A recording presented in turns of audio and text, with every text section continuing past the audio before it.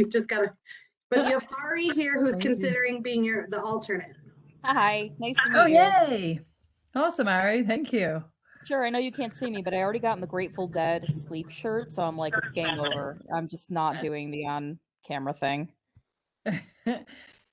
Yeah, I've gotten used to being and doing these home meetings for sure. Oh yeah, Nice and cool. Definitely rocking the leggings. but if you do need me And to I'll be introduce on the. myself, just if people don't know me, I would love to. Just let me know when you want me to jump in, or not. That's great. Is that I figured Jesse, if Ari does go for the alternate and wanted to, we would put her before just on consent agenda before a board meetings. I don't know if once you've got your quorum, if you wanted her to introduce herself. I think that. Yeah. Great. And one of the callers is John. I'll be on the computer a little bit. We're still transiting. Well, and CT is also out of town and wasn't entirely sure he was going to make it. Okay, I did hear from Brian, and he's not going to make it. Uh-oh.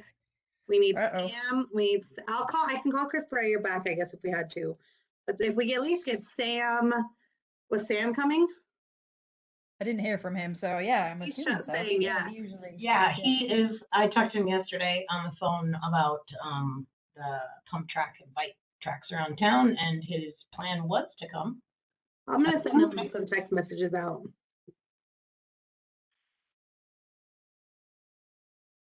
Yeah, sorry, I thought I got the parking code thing on the agenda, but I guess I didn't. So thank you. I was like, I'm being really aggressive right now, but I was like, Jesse, I'm just doing it, okay? And if you don't like it, tell me later. No, thank you, because I thought it was on there, but no, it wasn't. So I was kind of feeling like a jerk. I was like, this is happening. I'm doing it. No, thank you. Yeah, because I was working late last night, so I figured. I was like, well, I haven't heard from her. It's been a few hours.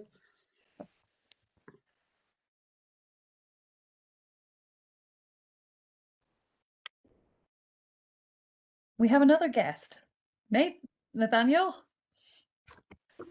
Hi. Yeah, either works. You can call me Nate. That's kind of my work name. Cool. Are you just hopping in? Yep. Yeah, I was gonna present with Aaron and Maya. Oh, there you are. So you still need one more.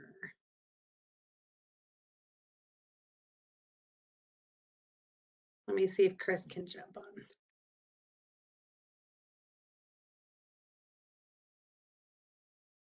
Try to move to Nederland and be part of this. That's a great idea. Perfect solution. All tonight, I'll do that. Yeah. We'll make it real quick. We'll appoint you. That will happen in one meeting. Eric's here. I think he can just take straight authority from the Board of Trustees and approve anyone to any position. Right, Eric? Yes, I appoint you all to PROSAB as of now. Quorum done. Damn. It's like I feel knighted or something. Kind of a dream team. Goodness. I'm gonna step away and Chris can join. So I'll step away and add him in.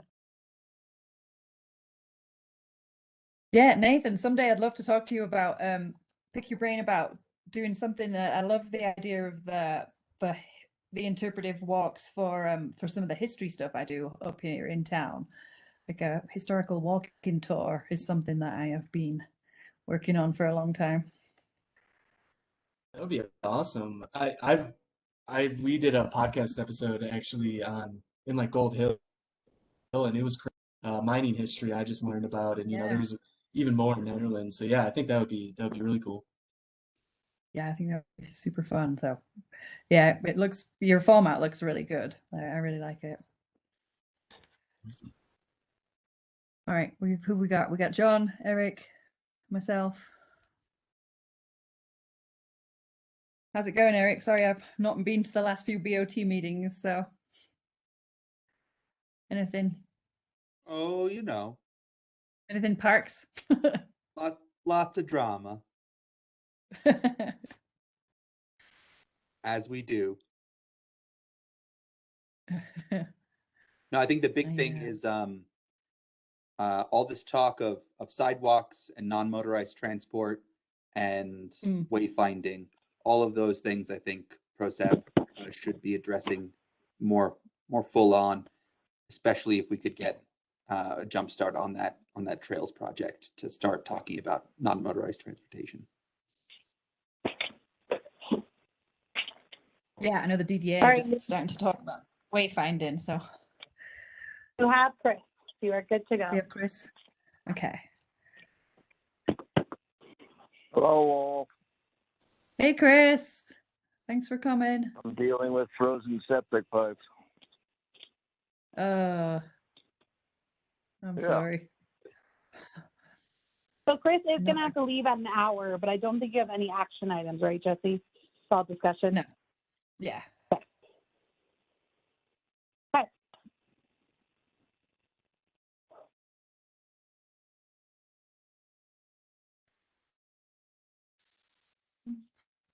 You have your quorum now, I think. Yep.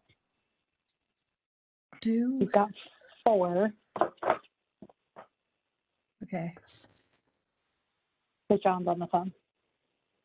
Oh, yeah. Let's see. We got Eric. We have Chris.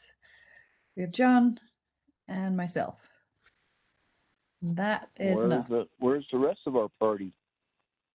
Out of town. How's Yeah, it? Brian is on vacation. And so is CT. But we're not sure where Sam is. So I What think are Sam, those? What are those? right? Don't those vacations? sound lovely? I haven't seen one of those in seen so one. long. Chris, it sounds like we need to go. Yeah. Off we go. Yeah, Puerto Rico, I think he said. That sounds okay. All right, 7:09, call to order. Do you minutes? Did anyone see the minutes? I think I'll have to. I don't think Sam sent them out. At least Okay. I haven't seen them. Yeah, So I'll have next to look. time. Yeah, I just went to look for them when I was putting the agenda together and couldn't find them. I was Yeah. wondering if I just couldn't find them. Okay. Public comment. All right. Well, let's just move on tonight to you guys, to the Boulder Watershed Collective. Thank you so much for coming. Got Erin and Maya and Nathan. So we'll let you guys take it away. Perfect. Yeah. Thanks for inviting us or having us here. We kind of invited ourselves, but we're the Boulder Watershed Collective, Nate, Maya, and I, and we have been working on a Take a Hike. So have any of you heard of Take a Hike? Were you here the last time we presented? We presented a few times last year. Yep. Yeah. I think we all were, yeah. Yeah. Okay. If anyone is not familiar with it, we can kind of give a little rundown. I guess we can do it anyway. It's basically just a virtual guided hiking experience. And we're going to talk about the progress we've made on the Mud Lake Take a Hike in particular. We haven't distributed yet to the Nederland community, and we wanted to first pick your brains. And we just so appreciate this collaboration and want to understand kind of how we can make it that much better before we actually send it out to people. And then we also have an update about kind of next directions for the Take a Hike. I'm going to share my screen and show you where you can find this Take a Hike on our website and how it works. And then we also have another little exciting update to tell you all about a CU collaboration that we're going to have this year. Maya and Nate, feel free to jump in anytime. Is there anything you want to add before I kind of get started? You're good. Go for it. All right. One thing, Erin, we are presenting at Wild Bear on Sunday, if anyone is interested in attending. Awesome. Yeah, great. Thanks for the reminder about that. So Take a Hike.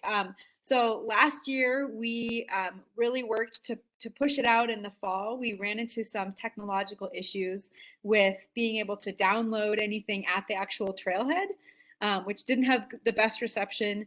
It's also was a little bit complicated with the audio. It was our first time doing a Take a Hike where it wasn't written and reading as you go. It was audio as you listened to each spot.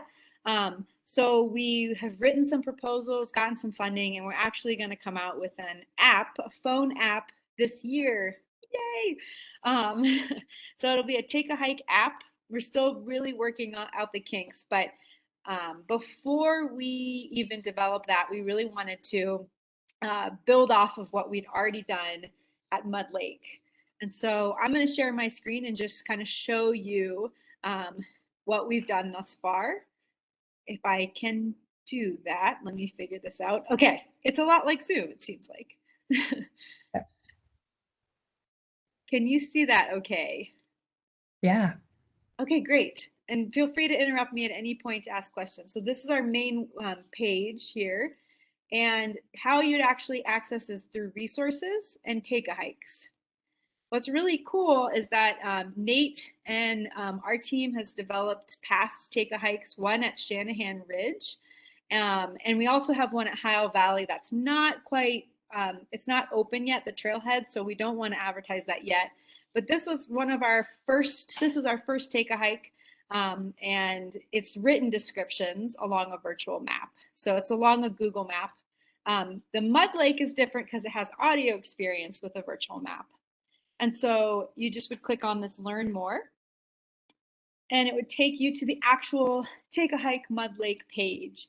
Nate's gonna cover the content in just a bit, but these are his beautiful photos that he took up there. I think it was last fall. And he'll kind of cover like, what are some of the stops? What are we talking about?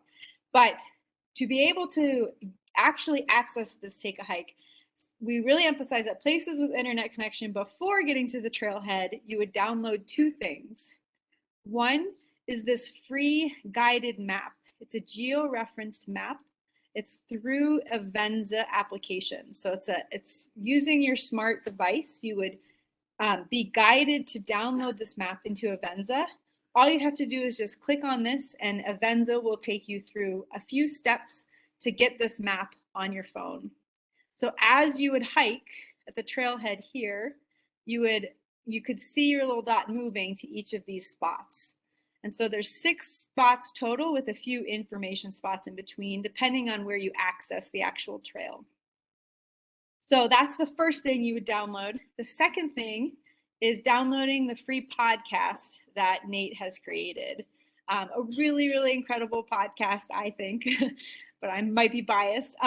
But you can download it right here, and this would download straight to Spotify, or you can get it through Google Podcasts. And here's an image of just, if some of you haven't downloaded an actual podcast before, it's this button here. And we're welcome to, if you need to send us any questions about how this all works, let us know. Again, we have not distributed to the larger Nederland community, but we're hoping to do that at some point this spring.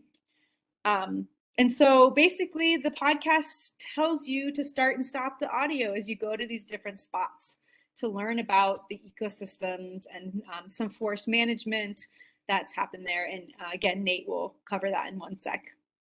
The last thing is, if all of this fails, you can download an audio script.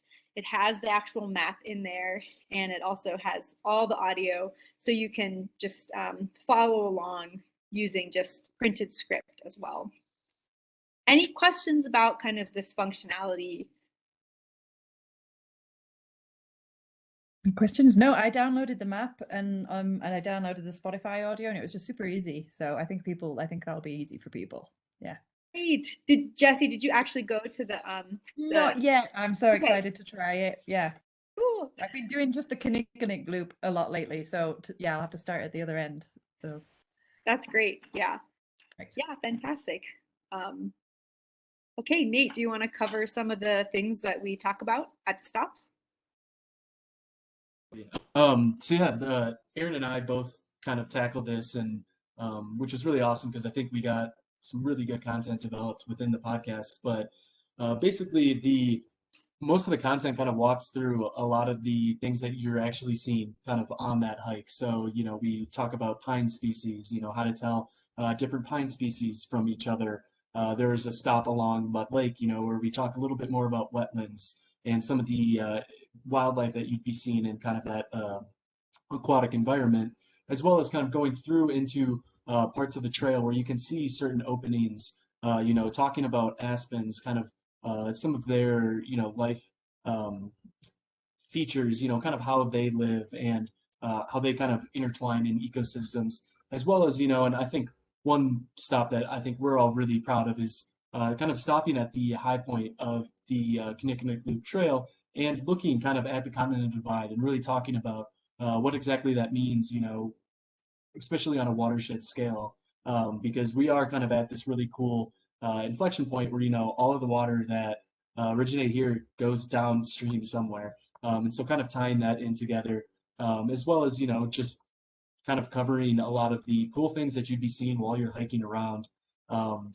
As well as I think we have a really cool part in there as well, where we talk about some of the wildlife like the Clark's nutcracker and have some calls from that bird, just kind of describing exactly to their role in the ecosystem and kind of why tying together, forest health with watershed health as well.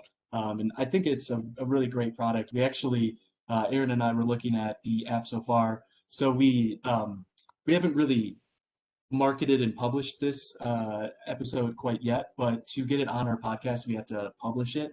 And we've actually already got 50 plays just from putting a new episode on our podcast. So these are folks who are following us, and they got a notification that we released something else. So that's already a really good following. And I think we've gotten pretty good feedback from folks. So really excited to see kind of what the Nederland community thinks and kind of get your feedback as well. And just hear about what folks think about it.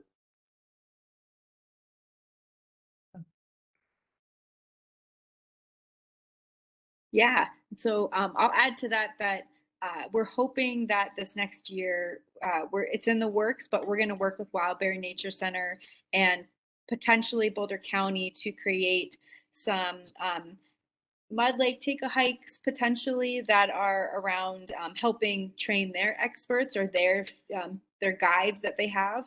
But we also are thinking about revamping it a little bit with the new app to include kind of some of the natural history and interviews with people like you, Jesse, would be a great person to interview and have on the podcast. You can talk about like the history of the area or mining or whatever it might be that is kind of related to Mud Lake in the natural area. So there's just a lot of capabilities, and this is our first version of this. And so if you all get a chance, we'd love for you to go out there, take a hike, and then give us some of your feedback. Awesome. Also, So a shameless plug, but go for it. oh, I was just yeah, we can definitely answer that question. I was just going to say a shameless plug as well, but there's also some pretty great podcast episodes out on our podcast as well. So feel free to check those out as well. Yeah.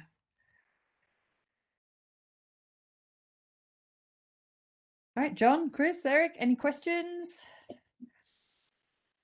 Just Nope, got some this homework. sounds Go good. check it out. Go do it. Sounds like just Great. Yeah. So yeah, we'll send you. Jesse, do you have all the information to send to everyone, or do you want me to do that? Yeah, I mean, I think everyone's got the website link now. So I think that's all we need to get to the map and the audio. So great. Do you guys have any suggestions about how we should share it with the Nederland community? I mean, it's mostly the newspaper and the social media up here. I would say the two kind of big ones. Okay. I'd say touch base with both schools. Okay. Yeah, the elementary school would be a good one. The library is a community hub for that kind of information. Okay. Ari? Yeah. Hey, Totally so I space. usually, the first thing I see when I go on social media for anything when it pops up for me is the Nederland Town Hall Instagram. So I think if you plug it through the Nederland Town Hall Instagram would be a good one. And then Nedheads is like everything for the locals, right? So maybe sharing via Nedheads would be amazing. Just Okay. what I check in the morning when I start sipping my coffee. So Okay, that's great. That's great. We would have never known. And so Maya, I can send you, oh, Oh, Oh, can't hear you. Maya, we I lost can you, start Miranda. now. You're I muted, forgot I'm on the Miranda. phone. You can hear me now, right? Yeah, I Yeah. can hear you I'm now. on the phone with Chris. I forgot I was on the phone with Chris. So weird. Get confused. I can send you Peter's information because then Peter can help push it out through our different channels. So I only have, Aaron, I don't have your email. I know I have Nate's email. Is it just Aaron at? Yeah. You're Yeah. in the chat. Yeah? I'll put it in the chat right now. Yeah, throw it in the chat and then I will send you Peter's contact information and he can push it through our different channels. Okay, that sounds awesome. Thank you. Yeah.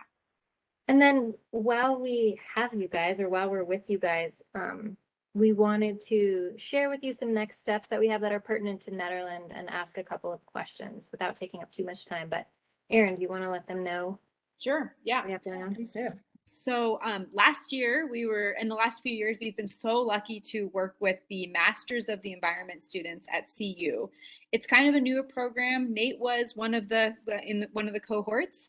And what it is graduate students working on an actual capstone project where they work with a partner that's in the public and work on some real applied questions and project kind of criteria. And so we actually got a new team of 3 students for this year. We'll work with them from this month until December of this year on their capstone project. And it's actually going to be centered around Nederland.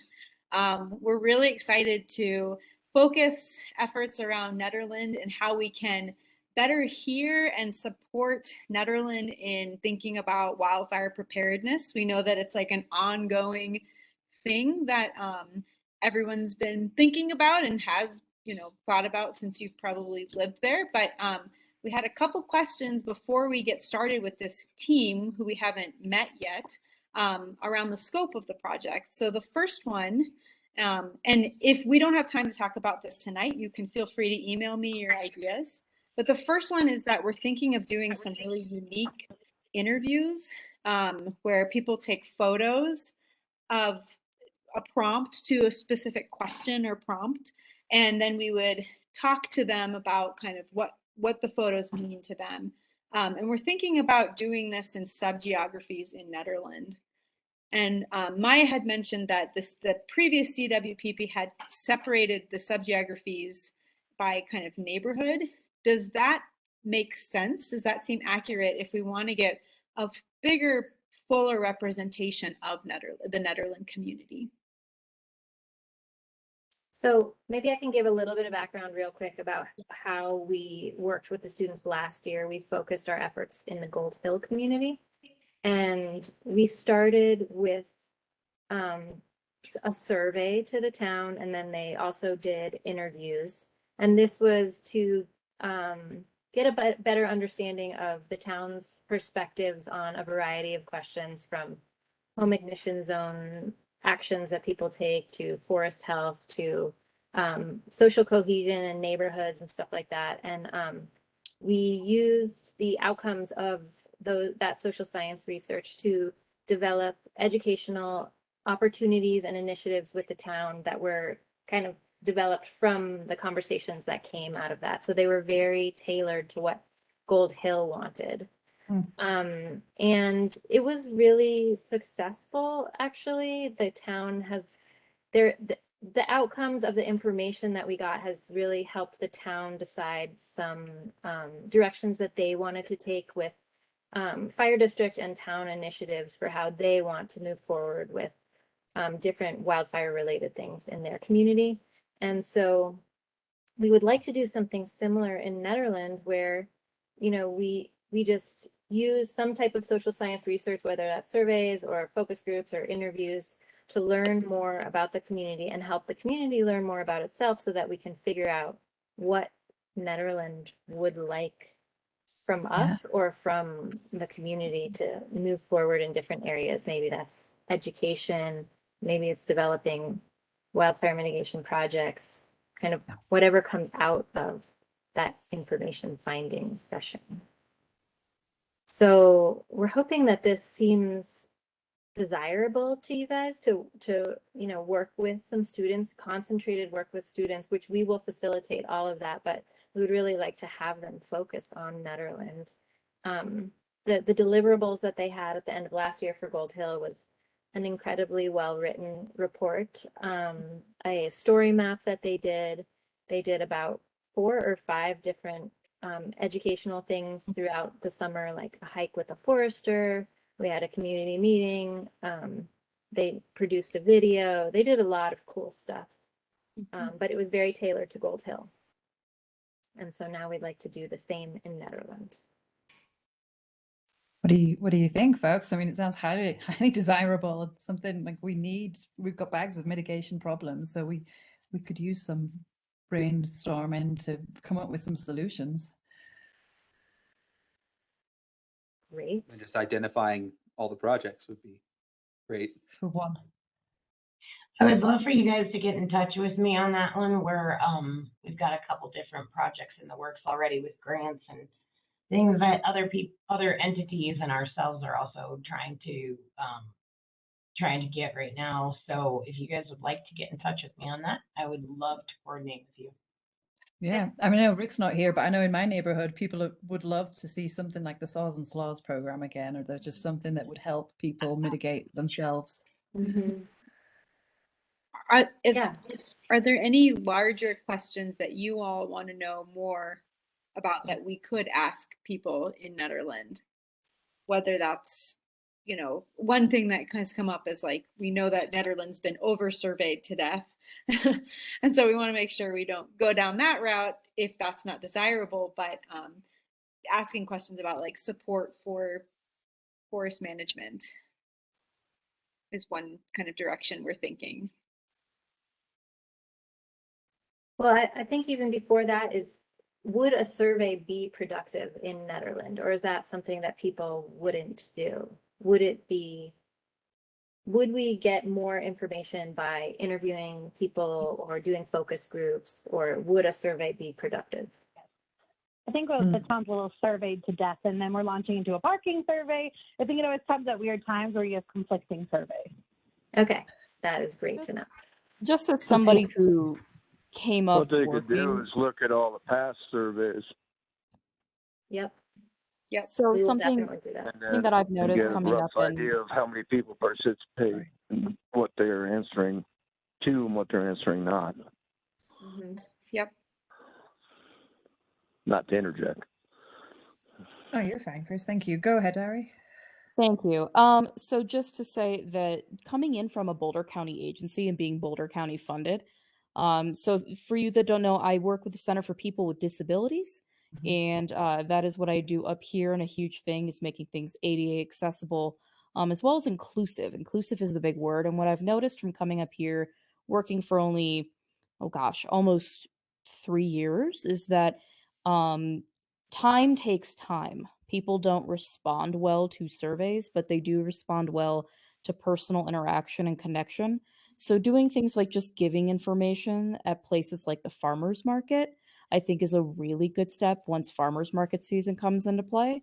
And then the more communal events like with children, where there's the fire station and public works and all that, people are more receptive because you're coming in from an approach of wanting to support what's already here and not seek out answers or change things. Noticed a lot of humans up here don't like it when you try to change things, but there is a nice little artsy way of doing it. So hope I'm not taking up too much time. Just personally trying to get established up here did take a minute, and a lot of it is with just building those personal connections like you guys probably have with Wild Bear. So yeah, the farmers market I think would be really fun. I want to know what you guys were doing. Thank you. Yeah, Awesome. it does. The in-person events count a lot up here. We like things like the noxious weed pulls that we've got are generally more kind of bring people together a little bit more than the surveys. Yeah. Honestly, trying to technologize anything is generally not a particularly effective strategy. Okay. Yeah, this is all awesome. Yeah. great feedback. Yeah. Kind of what we expected, but it's really good to hear it from you guys. Yeah. So Erin, do you want to ask the questions that you had then? Yeah. So sorry I kind of went micro scale, but thank you, Maya, for pulling us back there. But yeah, I think this is the first, what we already kind of asked is there anything, any kind of big questions that you want answered about your community around wildfire? Feel free to email me if in the next few days you think about it, but it's one thing to, have those personal connections and start really talking to people, but we really want to make sure that the information we collect is really useful to you all and the strategies that you want to go moving forward. Like, how do we support those? So if there is anything off the top of your head right now on big questions around wildfire, we would love to hear it, or feel free to email me.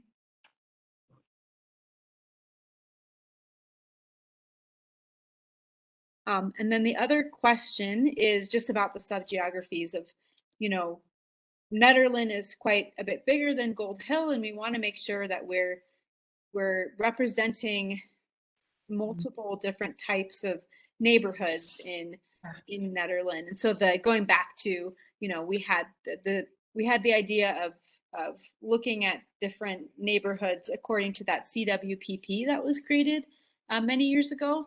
And so just curious if that seems like a good place to start to understand and represent different perspectives along these sub-geographies and micro neighborhoods.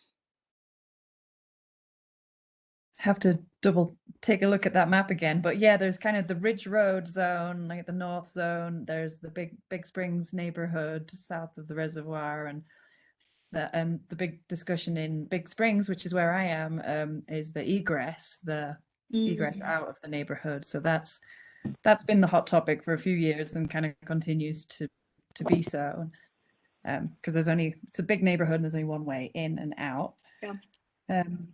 Yeah, and then there's Old Town and kind of the little neighborhood by the fire station, which is, I mean, everyone's fire is on everyone's mind, and those guys are the closest to the west, so there's a lot of like camping, kind of hidden camping zones up on that ridge in that neighborhood too. I think the CWPP, oh, sorry, pretty much goes along what you just mentioned, Jesse. It really is, I think, pretty intuitive the way that the neighborhoods are represented in that. Yeah. I mean, it does seem like most of the issues are fairly well trodden. Like, I don't think there are many surprises left when it comes to Nederland's preparedness, let's say, for wildfire. I mean, we kind of know what needs to be done. The question is how to accomplish it, and that question is mostly a funding question, rather than so much a community engagement question, I would say. Or I mean, sure, maybe there's an educational component there, but I'm not really seeing or hearing from anyone who thinks that it's a good idea to have lots of fuels on their property. Like it's not like folks are oblivious. I think it's on people's mind quite a bit. So I think what I'm interested to see is how this could be, I suppose, a way to maybe identify and prioritize the things that we need to do, rather than starting from the beginning once again and explaining it from scratch, which I just think is getting very old and tired at this point. So yeah, what are the things that Nederland actually needs to do, and what should be the priority projects, and what should we start raising money for, to me, are the big questions. I mean, it usually turns into kind of a crazy argument about transients and people who live like campfires in the summertime, so it becomes like just a big complex issue. But it also often becomes primarily about the factors that Nederland cannot control. And it would be really nice to focus on what we can actually do, rather than just complain about the county or complain about stuff around us that we can't do anything about. Yeah. So something that's very actionable. Yeah. Indeed. Okay, that's awesome. I love And being in that space too.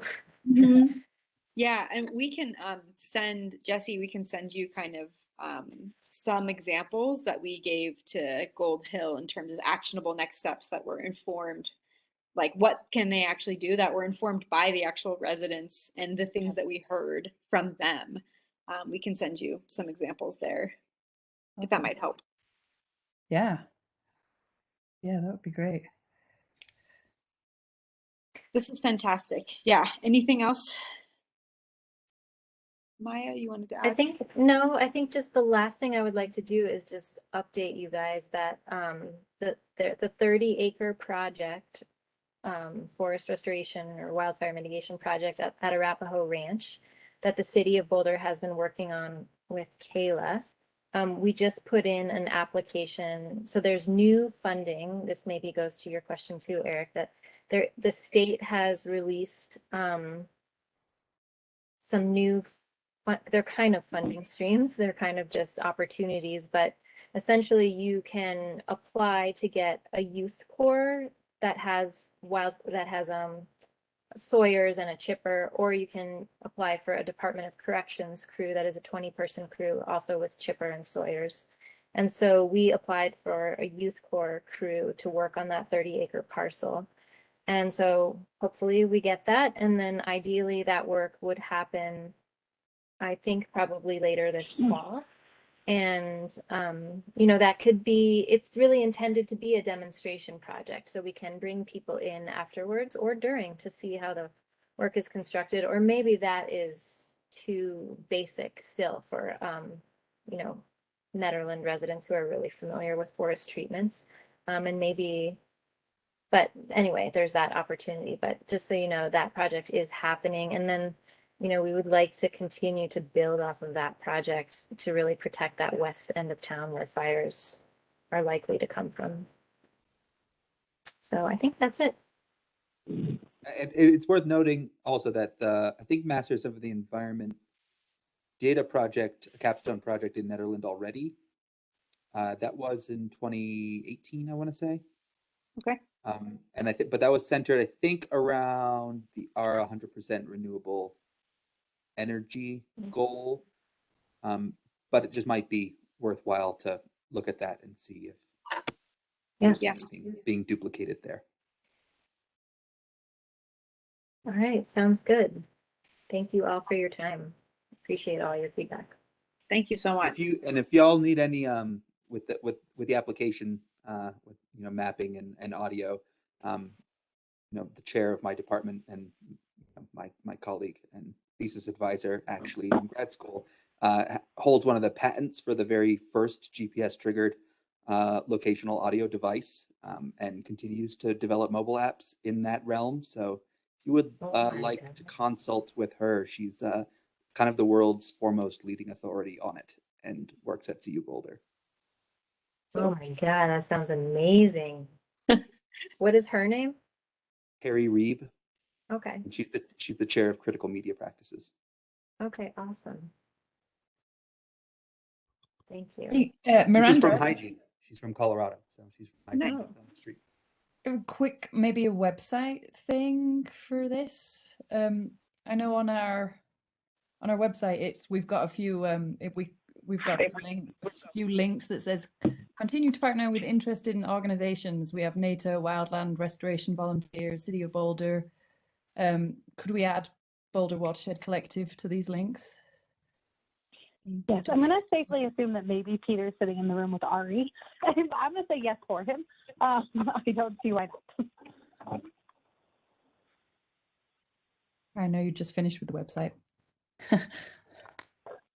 And I see that Nikki says that Teams Inc. also applied for that funding, and I have been speaking with Ariel, so I wasn't sure that she actually put in an application, but thank you for that information.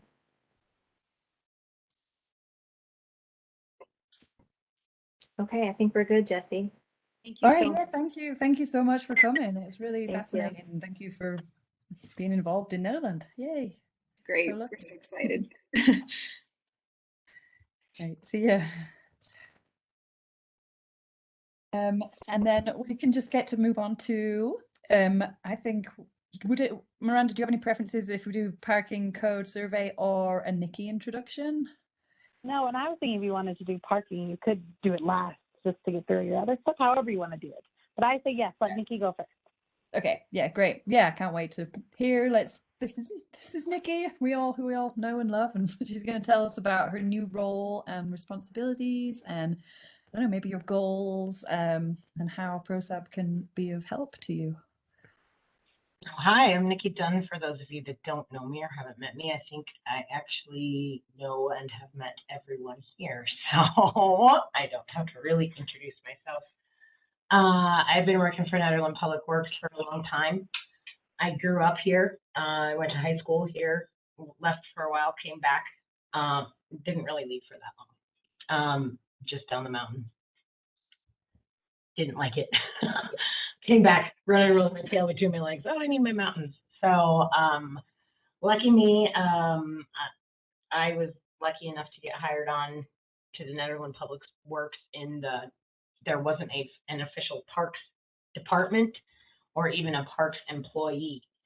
When I got hired part-time to do Chipeta Park and the cemetery.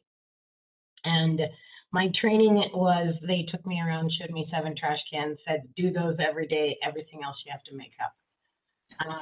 Thankfully, I had a lot of background in property maintenance and landscaping and other things like that. So I wasn't too far out of the know of what to do and how to take care of Chipeta Park. But it was only a couple of months before I had made up so much that they hired me on full time. And I was part-time streets and part-time parks, but I was the first employee for Nederland that was dedicated to the parks. Even though I was doing a lot of streets maintenance and plowing and digging ditches and things like that, I was also very much dedicated to the parks around town. Shortly thereafter, I had made up so much that we hired a recycling sidewalk tech through Boulder County Workforce, and that person was Emmett Pelletier, who is now our streets manager or street supervisor. So Emmett actually started under me and then moved up in the ranks pretty quickly in the streets department. He's a mechanical genius if you haven't met Emmett. So so I do still work a lot with streets, but I am finding within the month that I've been parks manager that my little rear end is sitting in front of the computer far more often than I would like it to be. I successfully just hired a parks lead. His name is Chad Howell, and he came up and got a tour from me. He's looking for housing, so if anybody has any leads on housing, that'll be helpful.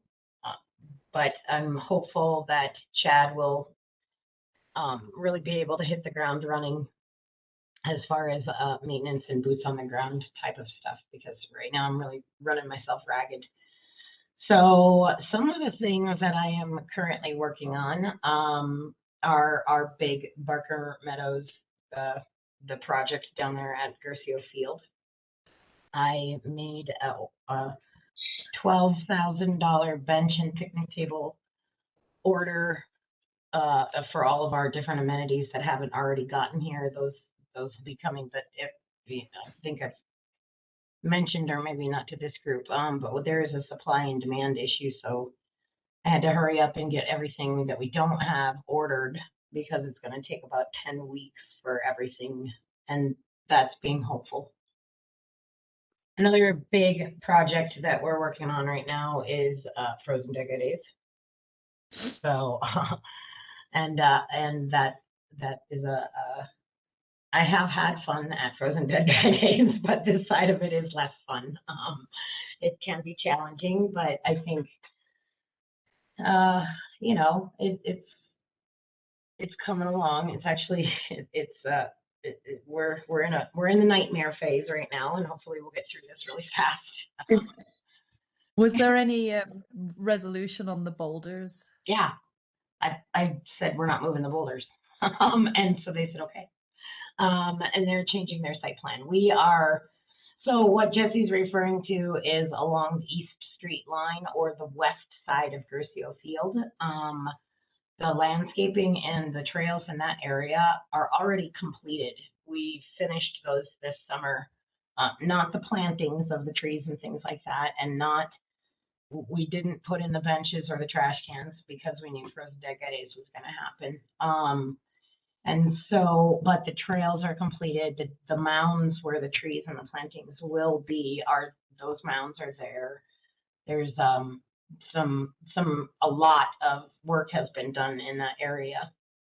In the northwest corner of Gercio Field, there are that northwest corner was designed with this GOCO grant to be the maintenance access, and it was designed to be an access road for events. And so when we laid the irrigation pipes there, we actually put the irrigation pipes inside another pipe so that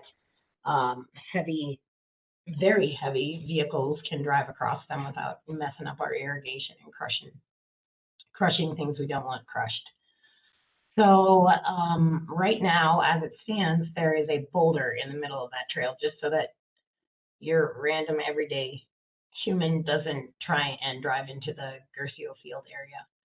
And then on the southwest side of that line, there are also boulders, but that area was not designed to be an access.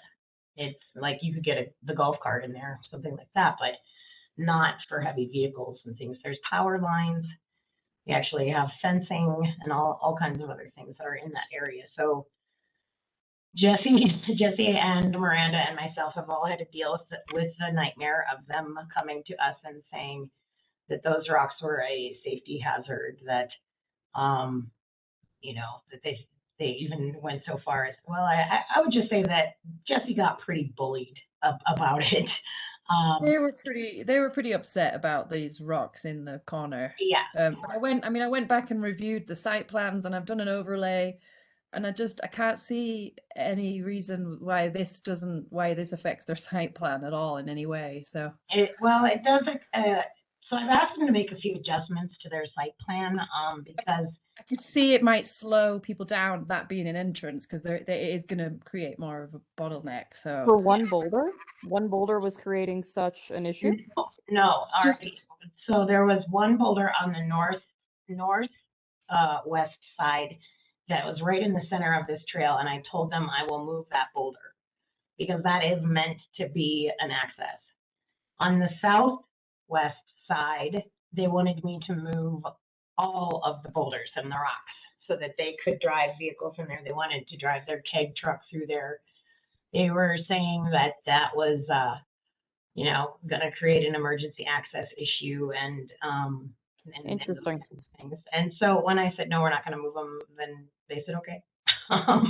In the end, that was the outcome of it. And I'm actually being really kind about how it all came about, but in the end, it all worked out. We are leaving our thousands of dollars worth of work on the southwest side alone. We're not touching it, and they are adjusting it just a little bit on the north side. We haven't seen their site plans. We asked for that today. They did not come. We actually had to give them a hard deadline of February 21st, which is this coming Monday, for all of their documents. We haven't received a quarter of what we need. And I have this running list for them, and I kind of make a checklist or put in the date those things were completed. And at this last meeting, they went, oh, and about the turf material that we were going to cover the turf with, we weren't able to get that. So it was like, now, okay, uncheck. That's one thing I thought was done, and it is not. So now they're saying that the material or whatever, AstroTurf that they were, that wasn't AstroTurf, it was some kind of turf mat that they were going to bring in to cover Gersio Field so that we didn't have so they didn't do a bunch of damage to the field and our trails. And now they're not able to acquire that. So she said that they got enough to cover the ground that will be inside the 3B tent, but not enough to cover any place else. So now we're looking at, now she's telling me that they're going to come and show me some other type of ground cover that they can use. And hopefully it is enough to protect the trails at the very least. And, you know, to kind of prevent some of the mud that's going to happen. But so I'm concerned about that because we thought that was a done deal, set in stone kind of thing. And now they're saying, oh yeah, sorry. And here we are 4 weeks out from the event and they have nothing. And they have nothing. We don't have a site plan. We don't have an emergency plan. We don't have a traffic control plan. We don't have a parking plan. We don't have a barricade map. We don't have a zero waste plan. We have nothing. So we gave them this hard deadline of the 21st, and we'll see what happens. But it's really becoming a nightmare for me, just because they keep promising and promising. At the last meeting, they said we'll get you everything in 5 business days, which in itself was inconvenient enough because that would have given town staff no time to review what they would have turned in. But then at the last meeting on Wednesday, which was 5 business days, they gave us nothing. So there was nothing to review except for a letter from the Caribou Room and one from the City of Boulder saying they could use their parking lot. What happens at the end of the so-called hard deadline? The end of the hard deadline. Miranda, do you want to speak to this part? Well, so we're basically making that hard deadline to then still give us more wiggle room until the 28th. But if we get nothing by the 28th, I've already talked to Mayor Larson, we're bringing it before the Board of Trustees. And the Board of Trustees will make a determination on whether or not they will give them yet another date or if they feel like they're in such a poor place that this event cannot continue. I mean, how unsafe does that sound? It's like not even like a liability for just like a PROSAB thing, but I mean, COVID, emergency medical, I mean, literally everything. Is the town as staff can't be ready for that. As just a resident who hasn't been that involved for Frozen Dead Guy Days, how is it responsible to hold at this point as an event? Yeah. I mean, to be honest, Ari, this is just history. I mean, this is just how it goes. I think it's tough. That's how they've done it every year. The board has to look really hard, and we've talked about this with the Board of Trustees. We have to really look hard at kind of our large special events in general, our license agreements, the use of deposits, and perhaps those deposits are not specific to facilities, but they're specific to the event execution itself. I think, unfortunately, we're not at a place where we're kind of playing the same game and doing the best we can. But I would like the Board of Trustees, especially as we head into the new fee schedule, to work with town. We want to be able to incentivize events and have them here, but do so in a way in which, their attitude is a little bit like, oh, well, and we're having a hard time with that. And so I'm prepared. Nikki's done a fabulous job, but it's my turn now. And I'm prepared to come forward and just tell them, like, this has to happen. And these are your deadlines. I hope to not come to the Board of Trustees. I hope we can handle this administratively, but that is our backup plan if it gets to kind of true crisis mode where we have nothing to work with. Yeah, right, we don't even have enough public safety at this point, let alone fire. And I mean, this is really like, how responsible would it be of us as a town to hold and put people in this position when they don't really understand what they're coming up to, right? So the public safety is obviously, that's a Larry Jen thing. So that's going to be solved on our end. That's not, we require them to have security, and they do have a security group who will bring their respective personnel here. Then, of course, we have rangers galore and our whole team present. So I'm not as concerned from like a safety standpoint. It does feel like that's in a better place. I think the issue, though, is without having site plans, it's a kind of a moving target. Zero waste is a big thing for our community. We have a resolution indicating that events will be zero waste. So to not have that, it should be treated with just as much respect as emergency. But, you know, I would say anything that's ready to go, it's because town staff is responsible for it, and we're ready to go. And it was it was a disappointment kind of on the parts of like this whole parks development, which we've been undergoing for a couple of years now. And they've had the site plan that we were working with. They've had that since last summer. And we really made a genuine effort with this whole plan to like incorporate festivals into the, like, to make it multi-use, the whole zone. And it's just really disappointing that it's just still not good enough. So it's just like there's going to be complaints when the grass is bad. There's going to be complaints when there's limits to usage on the grass. It just seems like a no-win situation. I'm prepared to be net-headed. Miranda and I have been trying to play like a good cop, bad cop. And so I called the bad cop in and said, all right, I've had it.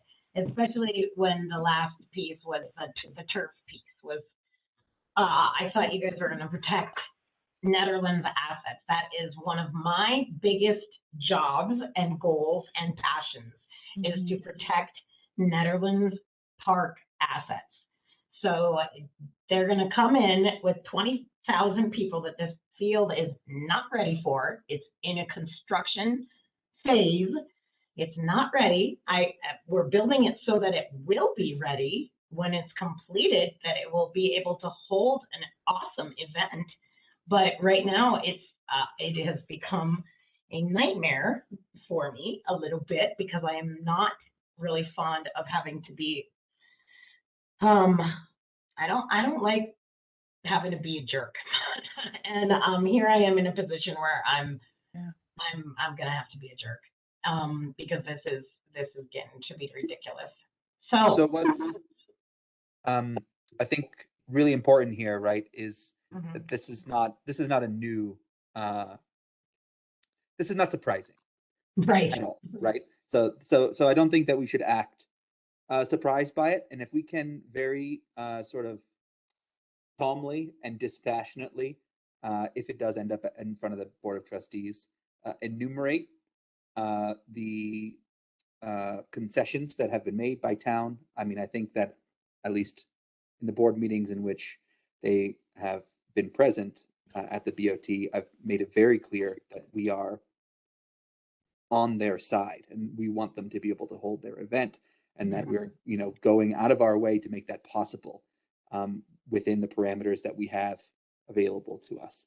And I think that it's really important just to keep that narrative going, because it will turn very quickly to a narrative that I feel that folks organizing Dead Guy Days have been trying to build against the town for some time. Yeah, the narrative is that we don't want them, and this is just one more. And the more they poke and prod at our asks and in our way of trying to be responsible with town assets, you know, the closer we get to them trying to turn that narrative on its head once again and make it about town being unreasonable and being limiting purposefully to sabotage Dead Guy Days, which is not what is happening.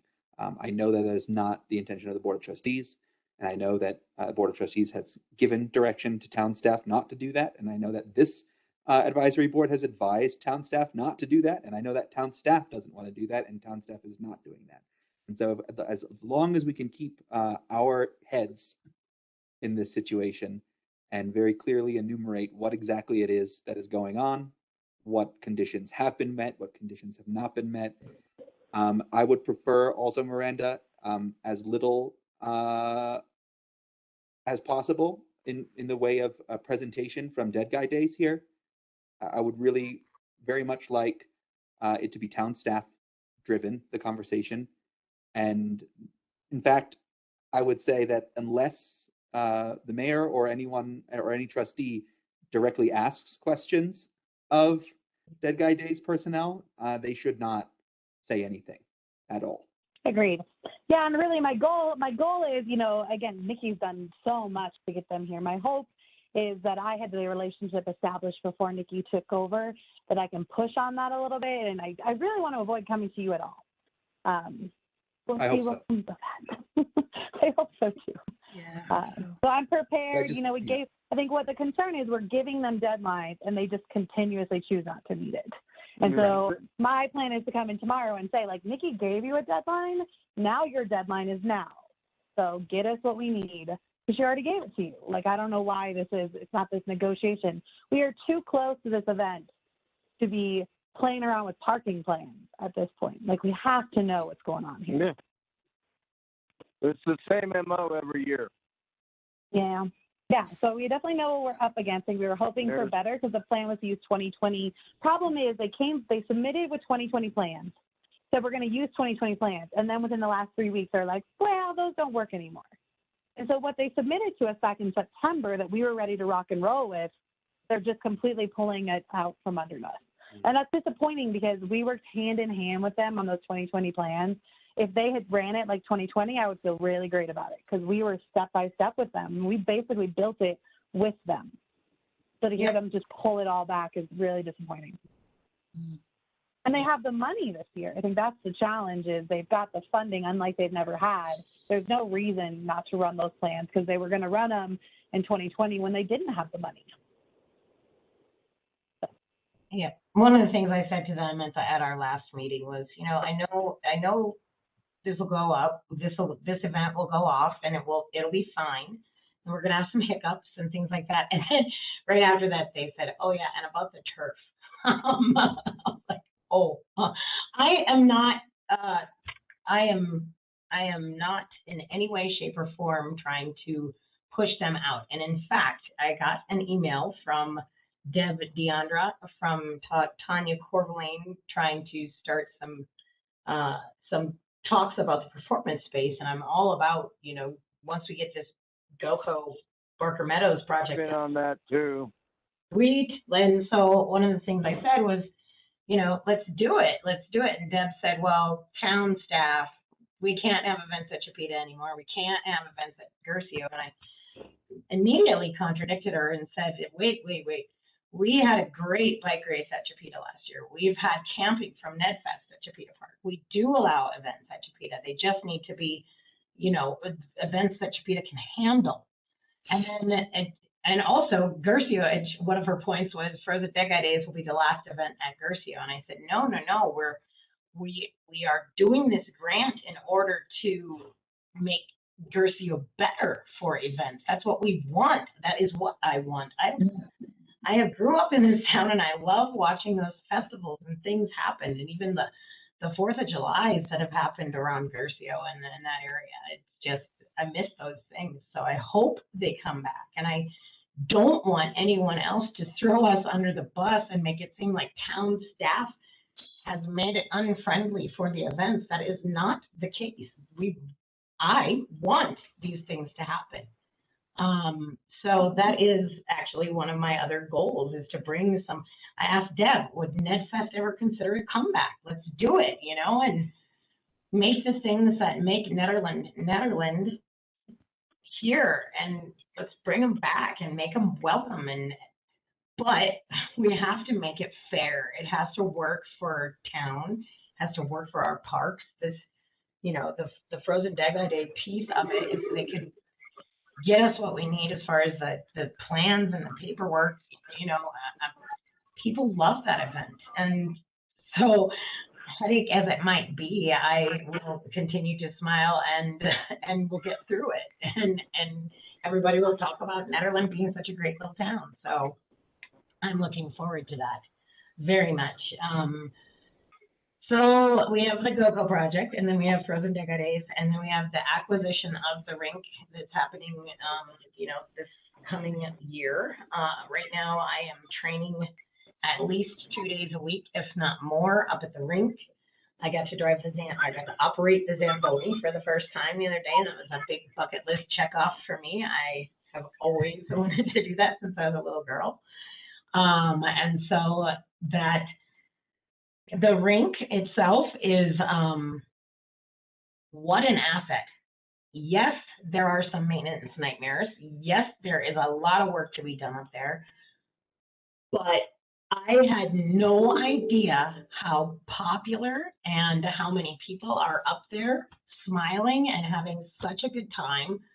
the programs that are being run out there right now are successful programs, especially, the rink also has access to a property called the North 40, and they have an indoor rink. So on the kind of crummier outside days, the kids can skate and learn, hockey or figure skating indoors. But I am doing my best to also consider how we can make it better, how we can protect what we have. There's always differing opinions, and there's always those people who are,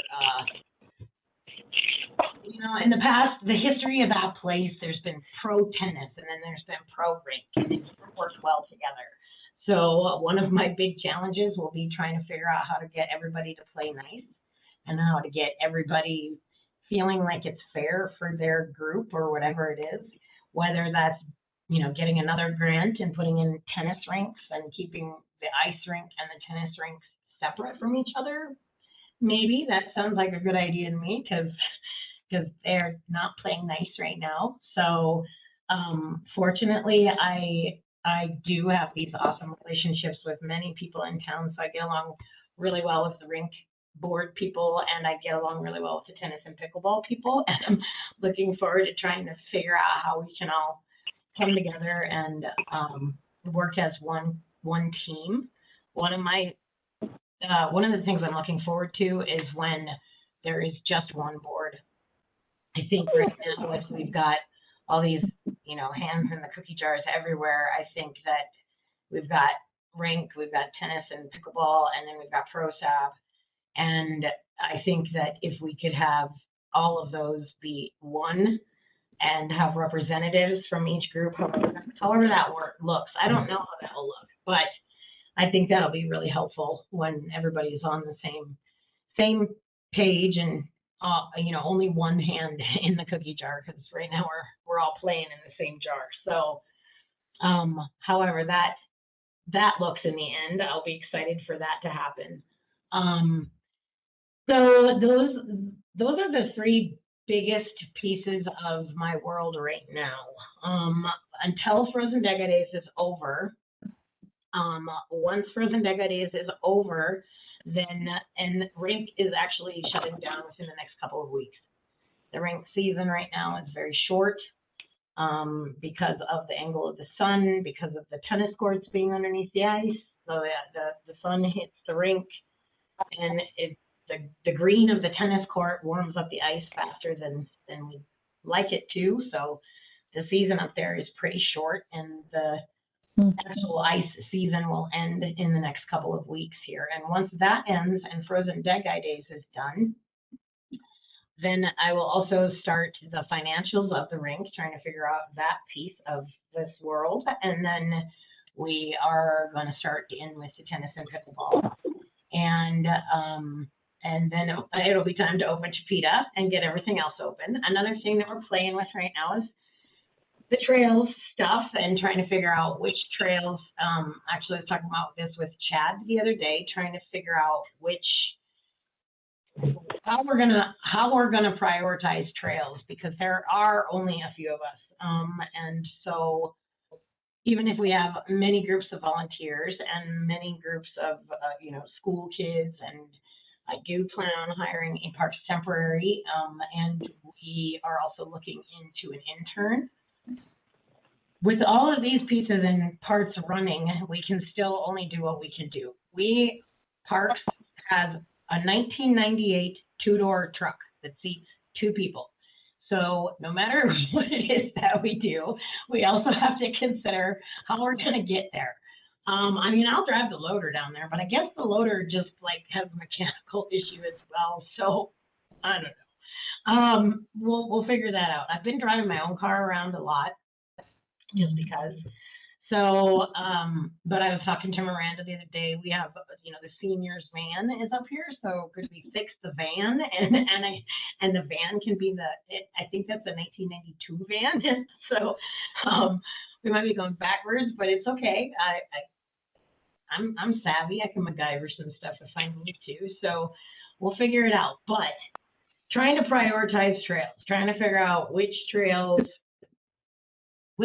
do we want to spend, you know, X amount of time on? Do we want to use a color system? Do we want to use a number system? Do we want to just say we're going to prioritize all of the trails that are in town and touch town, and then we'll work our way out, or, you know, that kind of stuff. So I'm psyched to start working with Chad a little bit, trying to figure out how to prioritize those trails and those pieces. Another thing that is on my mind is trying to figure out how we can kind of put ownership on each different little pocket park that we have. And I know the board talked the other night about the piece of land that was Johnson Street that got vacated in between Ty and, well, I can't remember the lady's name. So yeah, that little piece of land. It's in Ty and Soudier properties. Yeah. Yeah. So I have been there many times. Ty and I have actually met up and talked about it. And when there was a campfire ring there, I went and saw it. And, you know, it was a few years ago. So it was never considered a park before. You guys, I guess, would be the ones to pick the name of the park. And then trying to figure out what do we want to do with it and how do we want to do what we want to do with it. Do we want to do another survey first? And I'm just teasing. And try and figure out, you know, just what do we want to put there? They're talking about a sandbox and maybe a toddler kind of play set area, a small swing set. I'm not sure if that's going to fall on me or if that's going to fall on you guys to tell me, but we got to figure that that's going to be a park. But it's not just that one. We have 8 other pocket parks in town. How can we claim ownership to them? Most of them have signs. There's a couple that don't. Actually, there's 3 that don't. Some of them you were at the beginning of Joe Smith Park. That has a sign. Flaherty Park has a great rock. Rocks are awesome because they last forever and they're no maintenance. So I like the rock I put at the cemetery, Jesse, or at the entrance to Chipeta Park. Those rocks, those are fairly cheap. Cost that's nice. Maintenance free, basically. Every 10 years or so, you go and touch up the letters, and with paint, you know. So, at the very least, marking out the parks that we do have. We have Angel Park, Tilden Park, Big Springs Park. Those parks have no signage at all whatsoever. People don't even know that they are parks. They just think it's just a crummy piece of land that needs fire mitigation. And now we have the Wingate property. We have the front side of Joe Smith Park, which has an old wooden sign and it's kind of a crummy old picnic table in the front side, but on the back side, it's got nothing. And it's a big property. So how can we, you know, do we not just make a sign for the parks, make them known as parks, but also can we put a bench in there? Can we put a picnic table in that park? Can we put a climbing rock in there or whatever? Or can we put a little teeny pump track in like Big Springs neighbors have already done in the Big Springs Park? Mm-hmm. Those kinds of things that would really greatly benefit the Parks Department to call out the assets that we already do have. How can we get people to be aware that they can even walk on that land? There are people that live in Old Town that don't know that they can even walk on Angel Park. It's a vacant piece of land. You know, that reminds me, Nikki, I got public comment this month too from someone from Big Springs, and they were saying that the trail that connects from Big Springs to Lakeview, like they were like, I like to use that as a connector trail, but that she was just like, it's just too dangerous. I know what you're talking about, Jesse, and she's right. It's brutal. It's dangerous. Yeah. Everybody, I've got to go. Bye, Chris. Bye, Chris. Bye, Chris. Honestly, Let's get together and talk sometime. Everybody, it's been a good meeting. I've got to go stop pipes. Good luck. All right, thank you, Chris. Bye, Thank you. Bye. Jesse, that piece of land has been dealt with in 2015. It had some fire mitigation done on it. They actually, we drove the skid steer up and down that trail. It's pretty wide, but it's really low down on my priority list. If I was going to fix the trail that's got some access issues, the trail from Lakeview into Topeka Park would probably take priority. There's other trails up in the elementary school neighborhood. I know the comment. I saw it. Yeah. So, but yeah, there's a lot of trails that need help. How can I prioritize those? What am I, Well, right now? what would be really nice is to have that trails master plan updated, because that would then give basically the priority list guidance on what the community is prioritizing in terms of trails. And I also think that trails are kind of the key to the pocket parks as well, because if we can establish some connectivity between these pieces of land to put trails through them and as well as signage and a picnic table, then they can also become kind of an asset as kind of connecting points between different parts of town. So I think that trails master plan really needs to get done. And I was on the subcommittee and really did not pull my weight on it at all. And now it's Brian, I believe, and I can't remember if it was CT or Sam. I think it was CT, maybe. I'm not on it because I.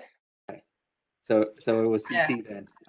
But it would be great to get those maps, Miranda, kind of printed up and to start, thinking about overlays. And I mean, honestly, I think that the money that's been that Parks has, whether it's that 100,000 from the affordable housing project from Tungsten Village or Eldora or whatever it might be, we should just use some of those funds to get this trails master plan done. So for a public charrette for this master plan, should we tentatively plan something for the springtime for this? I think we should, yeah. Okay. Yeah, I think PROSAB has been talking about trails since I worked for the town. And in my interview, one of the questions I asked was, how can PROSAB support me? And one of the things I said was, get me work on the trails, help me figure these trails out, get the trails master plan done.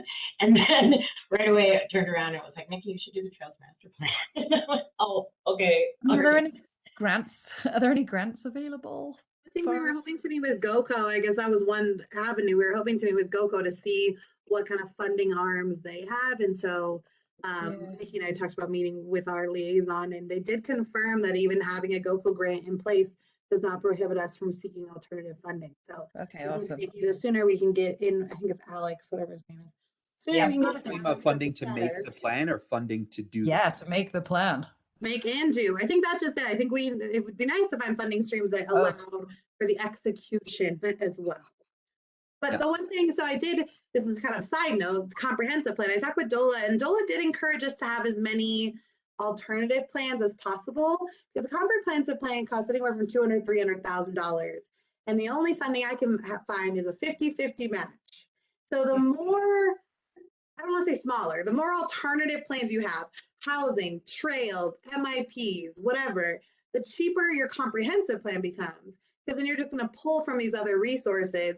And then maybe our comp plan's only 150, we're having to find 75. I do think finding funding for alternative plans is a priority in learning that information. Yeah, I also do not think that it's a bad idea at all to use the funds we already have to do this. We have some money. There's nothing happening with them. You might as well. It is. I mean, it's the connective. It is the connection piece between pretty much everything we do. So, yeah. Yeah. And I think if PROSAB wants that money, all you have to do is provide a proposal, and we kick it over to the Board of Trustees. So it's that easy to execute. I mean, we just have to determine how much, and maybe that's for Brian and CT to work on, how much funds are needed. That's the question that I don't really know the answer to. But what I do know is that if we can do public events that are mapping events, and then do public events that might even be trail walking sort of events when we're actually out there looking at trails, because all this abstract talking about it is it doesn't really create any real sense of what we need to do and what we need to accomplish. But I would, me personally, what I'm hoping is that what we end up with are priorities that say, we want these trails to be ADA accessible, right? Here's the network of ADA accessible trails. Here's the network of footpaths and maybe trails that are less accessible. And then, kind of go from there and then prioritize the ones that are for everyone and then move kind of down the line.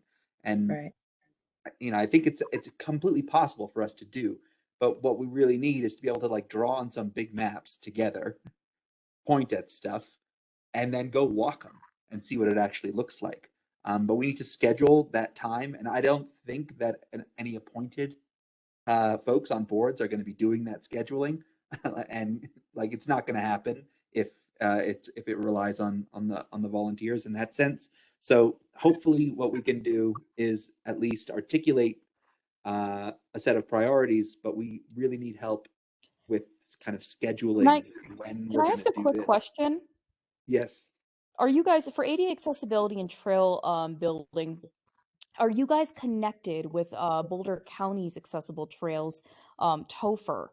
He's in charge of he's just the biggest advocate, who he himself is a wheelchair user and is incredibly active in the ADA community for outdoor recreation, and only uses these kinds of trails because he himself has to use them as well.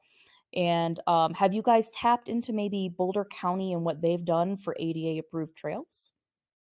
Well, so the problem isn't really needing to know how to do an ADA approved trail so much as where we need one and then how to fund it. Yes, money. Boulder County had, there was a transportation tax that was for funding these kinds of trail projects, but they don't. You're not allowed to do it in the jurisdiction of the town. You can only do it on county land, and that's outside of the town. Yeah. Which is I'm still wondering though, if maybe if these humans with grassroots projects before they were linked with Boulder County might have something in their back pocket to maybe be able to give us a leg up, especially in such a bigger role. I'm sure that these aren't uncommon questions for that. So if you want me to get you Topher's information, I can definitely link you guys up and we can all connect. Sure. If it's helpful. If it's helpful. No, I think that will absolutely be helpful. Okay, he's a wonderful human being. He's the sweetest soul ever. Yeah, but to me, those sorts of that's what can come out of this trails master planning process, to make those sorts of connections with people who are expert in these issues and are able to kind of help us develop a plan for executing whatever the vision is. Right now, we have no vision. Okay, I was going to ask that new human jumping in. It was like, what are your objectives? Like, not to take up too much time, just to kind of understand what your few goals at this moment are, so I could just kind of contribute if possible. No, absolutely, I understand, and I think that would be really helpful. I think it's so simple. What we need to do, we need to be in a room together and draw a line on a map. Like that, we literally just need to do that. That is the first step here. Where does the trail go? Yeah, and I've walked all of the trails that are inside town limits. I've walked every single one, and I can tell you where trails are good trails, and I can tell you where trails are like practically gone. And I can also tell you another piece of trails is that we have to plan for maintenance. And don't forget that piece. Absolutely. The past boards, not you guys at all. This is like before me, even the people planning things without a plan for maintenance, and just assuming that we were going to have volunteers that were just going to always be here for us is foolish. We just don't have that anymore. So I'm thankful to have when Eric and Jesse and you guys have planned things like the noxious weed pulls, and you've actually shown up. I was like, really? Wow, people actually came, because typically I'll get like a group of maybe 6 wild bear kids, and they are awesome, do not get me wrong, but I don't usually get the grown-ups that show up. The skate park used to have, dozens of volunteers that would show up and do crack seal and things like that, and same with the rink. And as time goes on, those things that that people were so enthusiastic about, the enthusiasm dies, and we've got to figure out, if we're going to use volunteers, how can we bring that enthusiasm back? How can we keep it ignited and keep it moving in Netherlands? Because there's a lot of things that we have. Like, do we have a budget for pizza? That is. Yes, we totally do. Okay, because that makes a big difference. I know that, but that is, I mean, we even need to do that, I think, for these charrettes, Yeah, honestly. I think Like, I it think we really need to does. have- Like, people will come Yeah. for pizza, Exactly. for food. Yep, offer them food, keep them, keep the hangry out of the way. So we don't need any people that are in there just crabby because they're hungry. I heard a thing the other day, 90% of the world's arguments could be solved with food, because someone's hungry. So Yeah.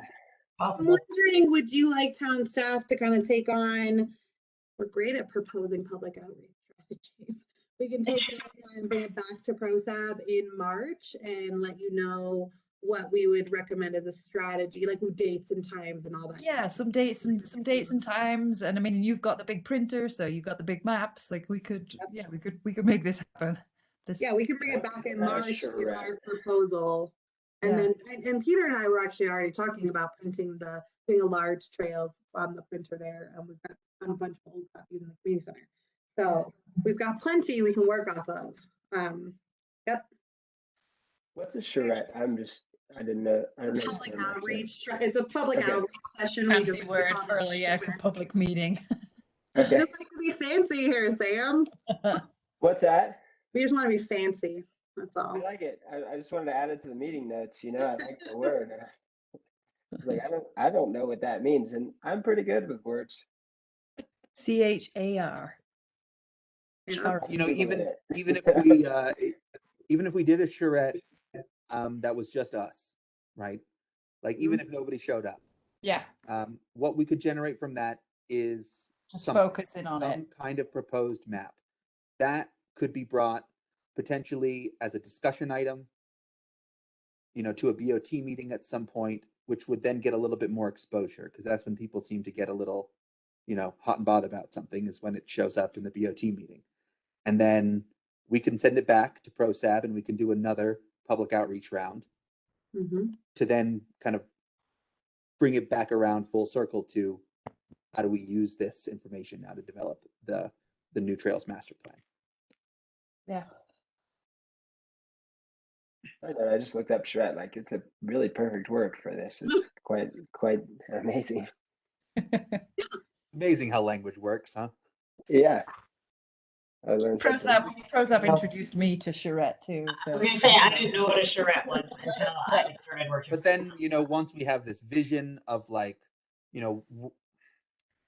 what the trails might be, what the network might look like, where they might or may not be ADA accessible, then we can go out and talk to people who are expert in those issues to really help us, craft a plan that makes sense and that can be used to find a number, right? And really two numbers. Number one is going to be like, how do we fund implementing this plan? And number two is, what do we need to do to maintain it? Like, what are those two numbers? And I don't think we can find those until, first of all, we know what we want to do. Then we figure out if it's possible and how to do it. And then we can calculate the numbers that we actually need.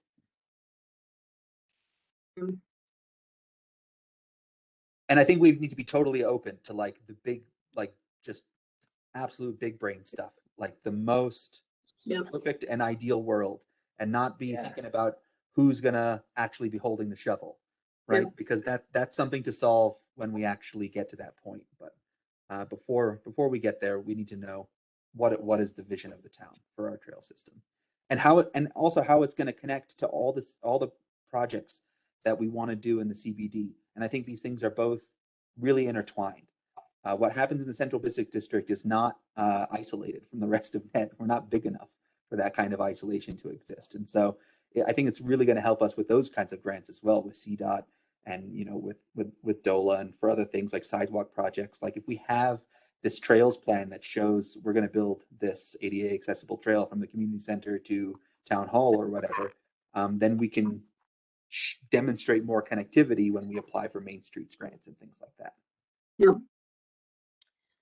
Yep. So as far as my goals for the summer go, we've got trails and we've got GoCo. GoCo is my biggest, actually. I think that is probably the biggest thing on my summer list is getting that completed. That's a big one. So in a couple, actually next week here, I am going down to the tree farm to finalize the order for trees and trying to get some of those things coming up. Got the benches coming, that kind of stuff. I've got trails. I've got all of these different parks. I've got the rink and the tennis courts that are coming into my world. And I know there's more. And on top of all of those things, I also will be doing a few paving projects with the streets department because that's how we roll around here. So we'll spend a week here or there doing, as streets will help us with the GoCo grant. So we will help streets with paving School Road and those kinds of things that Emma has planned for the streets department. So with a small staff, we all come together and work together, but that's how it goes. And then we also have the support of the utilities department too.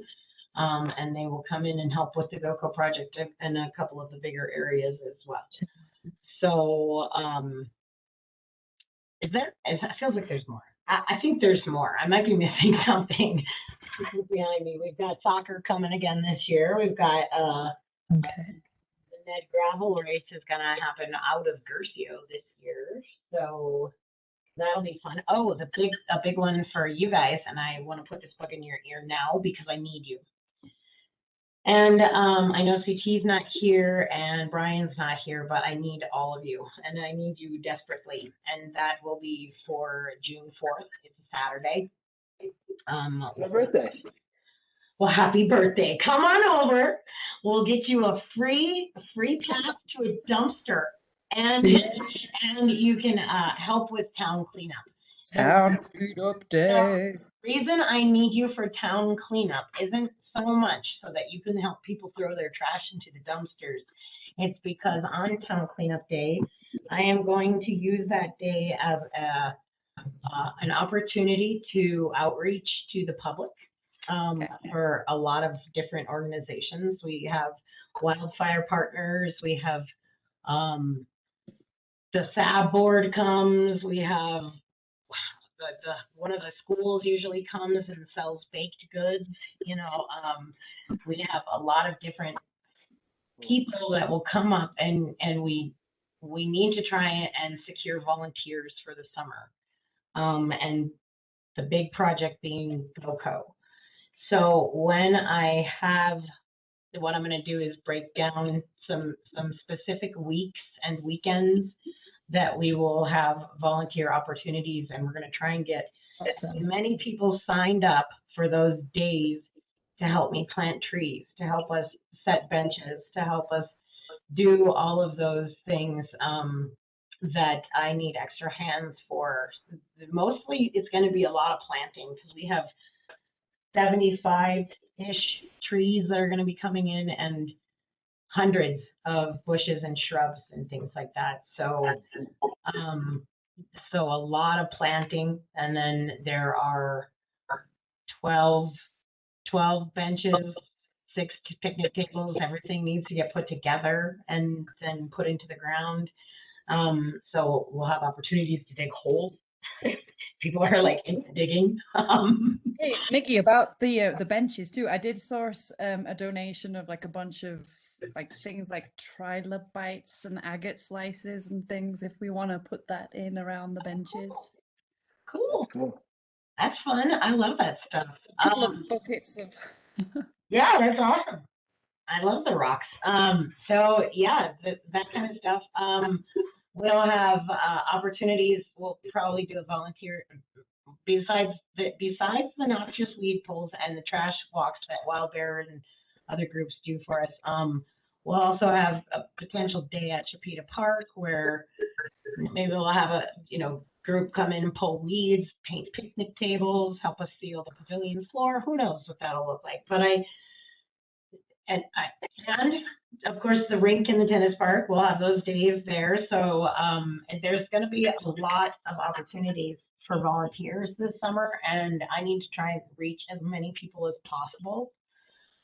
So I'm hopeful that PROSAB can come on June 4th, and you show up around, you can't get there any later than 7:45 in the morning, and then you're gone by like noon.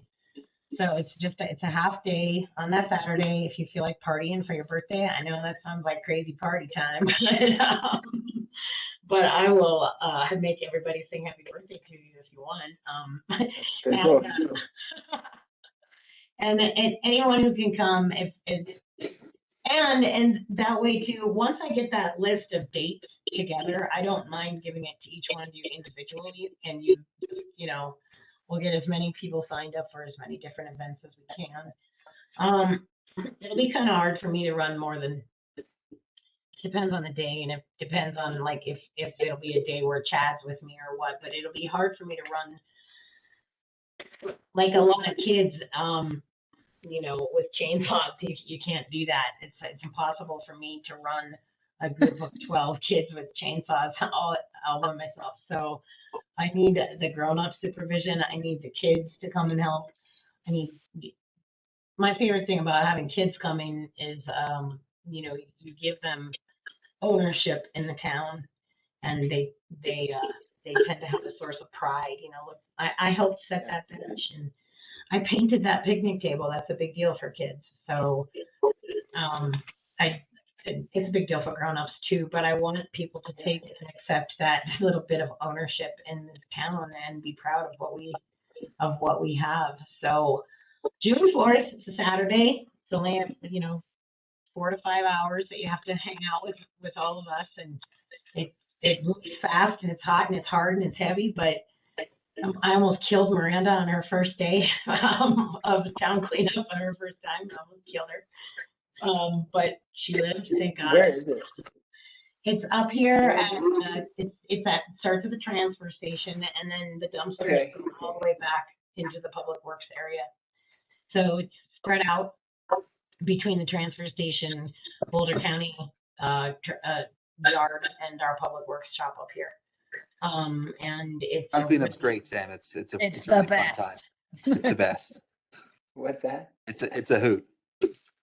It's a hoot. Yeah, no, I think I drove by it like one year, and was like, "What's going on?" And there's a line. Yeah, we live on, you know, in the Ridge area, so I was like, "What's going on? What's going on?" It's like a party. Yeah, It's like half community hangout, half town cleanup. Yeah, that's rad. That's awesome. I love it. Anything that you can recycle, anything like a refrigerator or a television, anything hazmat is free. So, and this year, one of the big ones. Yeah, that's right. So one TV, you recycle one TV and it pays for itself. You know, it's just like, right. Because it's $20 a pickup load for trash. But to recycle a television is like $50. So, you know, it pays for itself if you can have diversion. And we get really proud of our diversion numbers and our percentages. And I do try to keep those percentages high. 1 year we had a 74% diversion rate. That was a big year for us. So, we touch base with about 125, 150 people in the community, if not more, come through and recycle and throw trash. But it'll be a great opportunity for PROSAB to outreach to the public, not just for volunteers, but also for perhaps the Trails Master Plan or whatever it is that PROSAB would like to talk to the public about. That is an excellent time and opportunity to do that. So, I think it would be possible for us to put together a volunteer opportunities list prior to June 4th for That's what I was just kind of thinking. I was like, maybe by the April meeting we could have like something set with the days and the times. And maybe we can get the Nederland Youth Board to show up to that April or May meeting in advance of town. Yeah, that would be awesome. That'd be great. Yeah. So I'm working on my own list of things that I need from from town and days that will work for me to plant trees and to do other things like that. So, and then, yeah, I will definitely that particular date hand my list to you guys and ask you guys to help get those dates and areas filled in. Like I said, you know, if we can get like 5 to 10 people on each, you know, line item, that would be probably as many as I could really handle, depending on what it is. You know, trash cleanup, I'll take them all and hand everybody a bag and give them a different zone of town and tell them to go for it, whatever. But if it comes to more dangerous or tedious type work, I don't want to have 30 people painting that don't know how to paint. Then I'm going to be cleaning stuff up. So anyway, that's, I think, in a nutshell, those are some of the bigger things that are happening for me. It feels like I'm missing stuff, but I'll tell you at the next meeting. Does anybody else have any questions for me about anything that I haven't blabbered on about? I just had one quick question. One of the long-term things I think we're looking at is that gas facility, and, you know, for the park. And so is that going to be in your world to look into that, or where does that fit? I don't think there's anything. They're really not open to selling, so Yeah, that becomes tough. we have first right of refusal on that, and until they decide to sell or move, there's really nothing that we could even think about doing. Clarification, is that just the AmeriGas station down Right, there? right. And I was Across from the just post thinking office. that, you know, we're going to reapproach them and just see if they've, or if we had different ideas of swapping positions or whatever, like, but on the board itself, I didn't think we had anybody who's going to be able to really do that with some leverage. But if you're a town employee, then it seems like you would have a little more than just some volunteer board member. Yeah, I'd say the challenge is that even town staff, we're not going to have leverage without board of trustees giving us the leverage. Like if the board says, yes, we want you to go after this, then that's kind of the authority. Really, it's more, I think it's really myself that I need to then start those negotiations. It's hard to kind of do.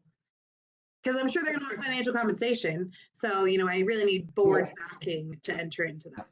Gotcha. Okay, thanks.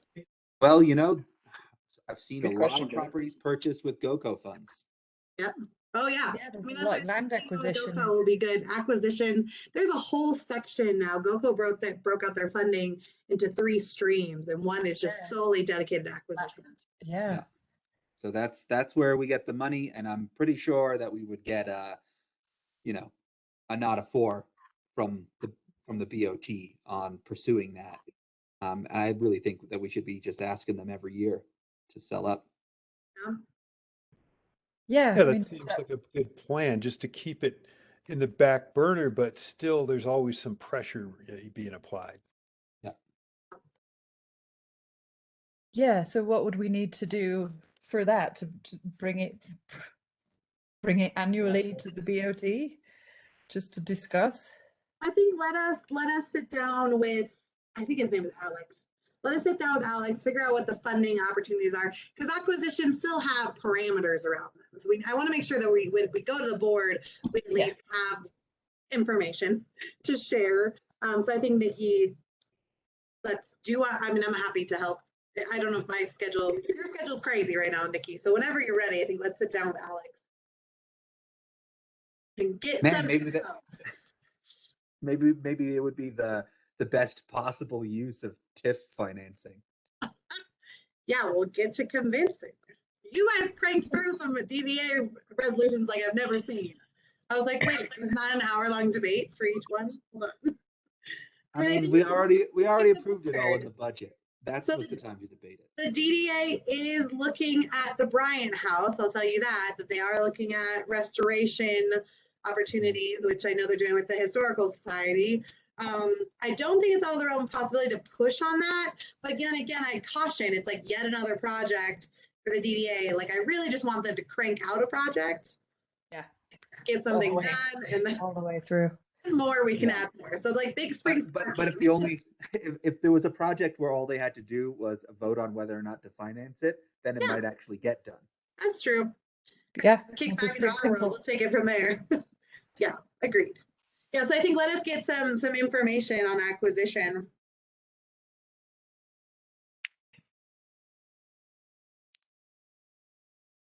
Thank you, Miranda. And I do believe when I did reach out to AmeriGas, though, their lease goes until 2023. Oh. I did confirm that with them, so it's not. So we are in a good spot, but I know, like Nikki said, they're not overly excited about it. It just it's July 31st, 2023. I didn't realize it was that soon. I thought it was actually later. That is really awesome. We should start pressuring people. Yeah. That is the eyesore of the town. I mean, honestly, if we're gonna have this awesome park and a performance space down there, and right next to the wastewater plant and AmeriGas on the other side, It is like the one thing that would unify everyone agrees on that. I agree. Oh yeah, we should definitely start trying to figure out who to put. One of the things, like, just to throw out there, like, if we could find a comparable parcel that somebody would be interested in selling, would maybe make it easier for them. Not a bad idea, Sam. Yeah, from AmeriGas.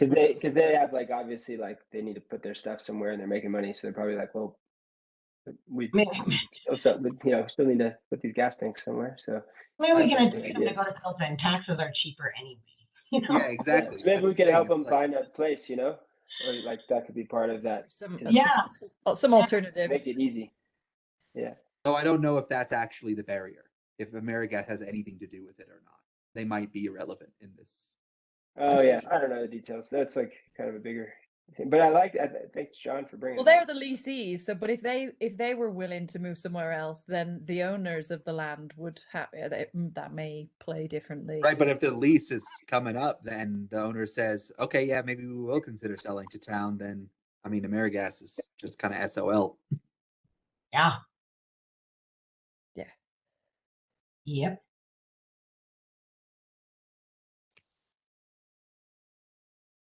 Quick question, if I can circle back really quickly.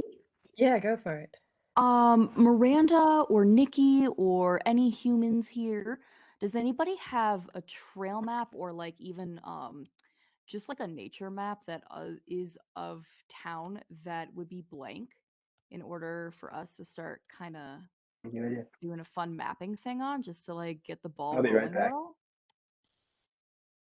We have kind Or of am I been going through- too far? No, we've been through this a few times too. Got it. So I'm just catching up. No, Understood. you're totally fine. There's like an old trails map, but we've never been able to locate the blank version. So we just have like this, it's a nice trails map, but it's not editable, which is kind of frustrating.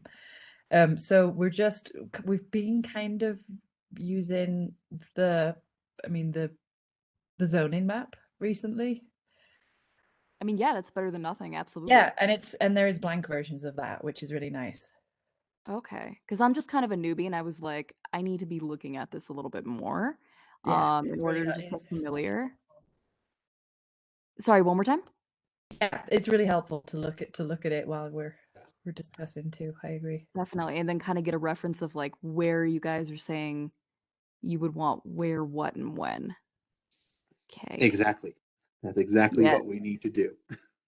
Got you. Yeah, I'm just trying to play catch up. So no worries. Just wondering if anybody. No, these knows. things they circle around. We gotta keep bringing these things up too, because they go down and then they come up again. Yeah, for sure, for sure. Well, and then the other thing that I've always found to be an issue is what are considered to be trails on the trails map, which right. I disagree that some of the trails marked are trails at all, fundamentally. So that's something to look into as well. Like when it's actually a road and not actually a trail. There's not even a sidewalk on the road. Right. Mm. And it's marked Okay. as a trail. Right. Got you. So look into the zoning map right now is my best bet. I mean, at the moment, like you take a look on it should just be on the PROSAB webpage. Yeah, I If you think go it to is on that, isn't it? Yeah. Okay, cool. We have a trails map on there. That's the one that we all kind of refer to. I'll find it right now. Yeah, we're all. On the There it right is. hand side, it's just, you know, Yeah, I got it. I'm putting it in the chat. Oh, okay, Ari. got you. And Thanks, show it- Eric. I'll show it to you while Eric puts it. Thank you. It's this. It's just- And then while you're pulling that up, can I just say thank you to Nikki? Because I'm really enthusiastic and like I feel really good about your role, and you have a really unifying and positive attitude towards everything. So I think you're going to do a great job kind of pulling in these disparate groups. So I'm excited to see what the future holds for you. It is a challenge. I am very excited about it too. I feel like you guys picked the right park manager because I am not only confident and good at what I do. I've been doing this with the town for a long time, and so far nothing has fazed me. So I plan on continuing on, and you know, Ari and I worked together with the ADA. I started doing ADA stuff in 2015, and so I was psyched when we found each other because she speaks to my passion of inclusivity, and I want to see us do more with that around our parks too. So hopefully we can keep that in mind when we're planning all of our plans and doing all of our doings. So Yeah, we've been having loads of fun, and then Miranda's been also including us and like bringing us to BOT, and that was really great because then everybody else was like, "Oh, this is like actually a really fun thing and kind of cool," and I never would have thought about it. So to get that positive reaction, like immediately you saw a chop of wood blocked was really cool. Yeah, so it's just been a good experience all in all so far, and I'm just glad that it's been that kind of fruitful, or people are at least thinking about it now. So that feels good. Yep. Thank you, Nikki. Thank you, girl. Yes. Well, thank you for saying so, Jesse. Yeah. Thank you for being you. So I think do we have any more on this? Otherwise, because I think we've touched on communications and media. We've kind of got an outline for volunteer outreach this next few months. We've definitely touched on the trails survey in all that conversation. And I feel like we're kind of halfway through Barker too. Should we just finish talking about Barker before we move on? Yeah, you want to give an update on the fines and the art? I think otherwise I talked about benches and plantings coming in. Yeah, I think you did. I mean, art, we haven't, it's kind of a tough one. We started emailing around and just getting some feedback a little bit from a couple of the reps and some artists in town, and it feels very much like square one. So we've just discussed in the grant committee a little bit about keeping it simple with the musical accent area, unless someone's got a whole bunch of time to dedicate into starting from scratch. So is there any feedback on that? Yeah. Well, it's just that one idea of maybe an easel or something for a painters, that was another idea. It's like some kind of permanent easel in addition to the music thing. And I think that's probably going to be and fall under Nikki's jurisdiction too, because that's mostly just rocks, right? That would just be like a big flat rock. So that would all be built. That would just be part of the landscaping. Yeah. Great rock guy. It cuts the rocks really nice and smooth and in half, and he can engrave if we want to engrave. But if you're talking about for an artist kind of easel type of thing, that is a really nice idea. I like that, John. Isn't that cute? Yeah, I mean, I guess a concern is maintenance, so that would be something that we would bring to you. It was a rock. Yeah, a rock. You could just like grind it down, right? If it got messed up. Yeah, and the graffiti piece, there's always that graffiti piece, but we could work with that along the way. But I do So like the idea. We could do something with some cool rocks and maybe some of those stone benches and some musical stuff, and maybe mix all three elements into that accent area. That would be so fun and inclusive, and I love that. Oh. Yeah, make sure it's definitely like accessible, and there's wheelchair accessible benches, and the whole zone is open. Cool. So that's do give feedback on that, because that's where we're at right now. I'll talk to a couple of artist people in town and just see what maybe they know something, because I don't know anything about art. I just know that there's artists in town that do a lot of painting, so maybe they've got a good idea, and I'll grab something and forward it on to you. Because I guess like the tricky thing is it kind of needs to be like a useful sculpture. Right. Yeah, it's got to work. Yeah, it can't just be like a wall with a, it can't be another like mural wall like the teens have. So I'll just share for like a little bit of inspiration. Oh, that's so cute. Yeah. Yeah.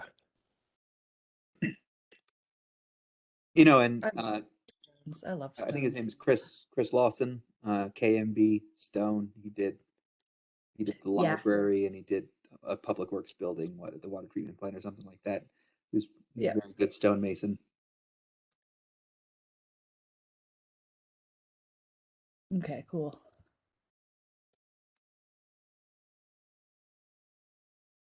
Did we look further into the musical kind of playground stuff?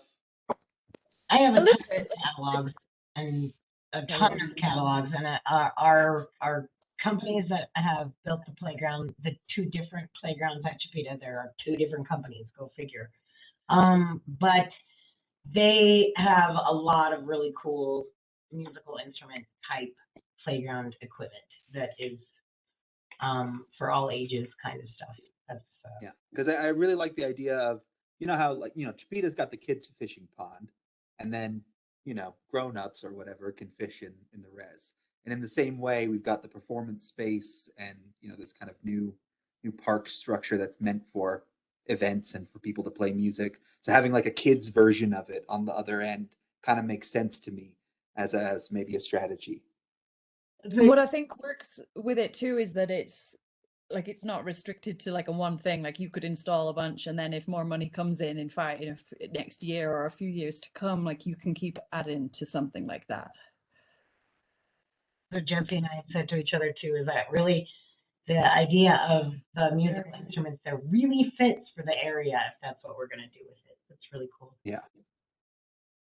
Yeah, especially if we've got like interpretive signage about like the musical history of Nederland and Jim Guercio and all of that.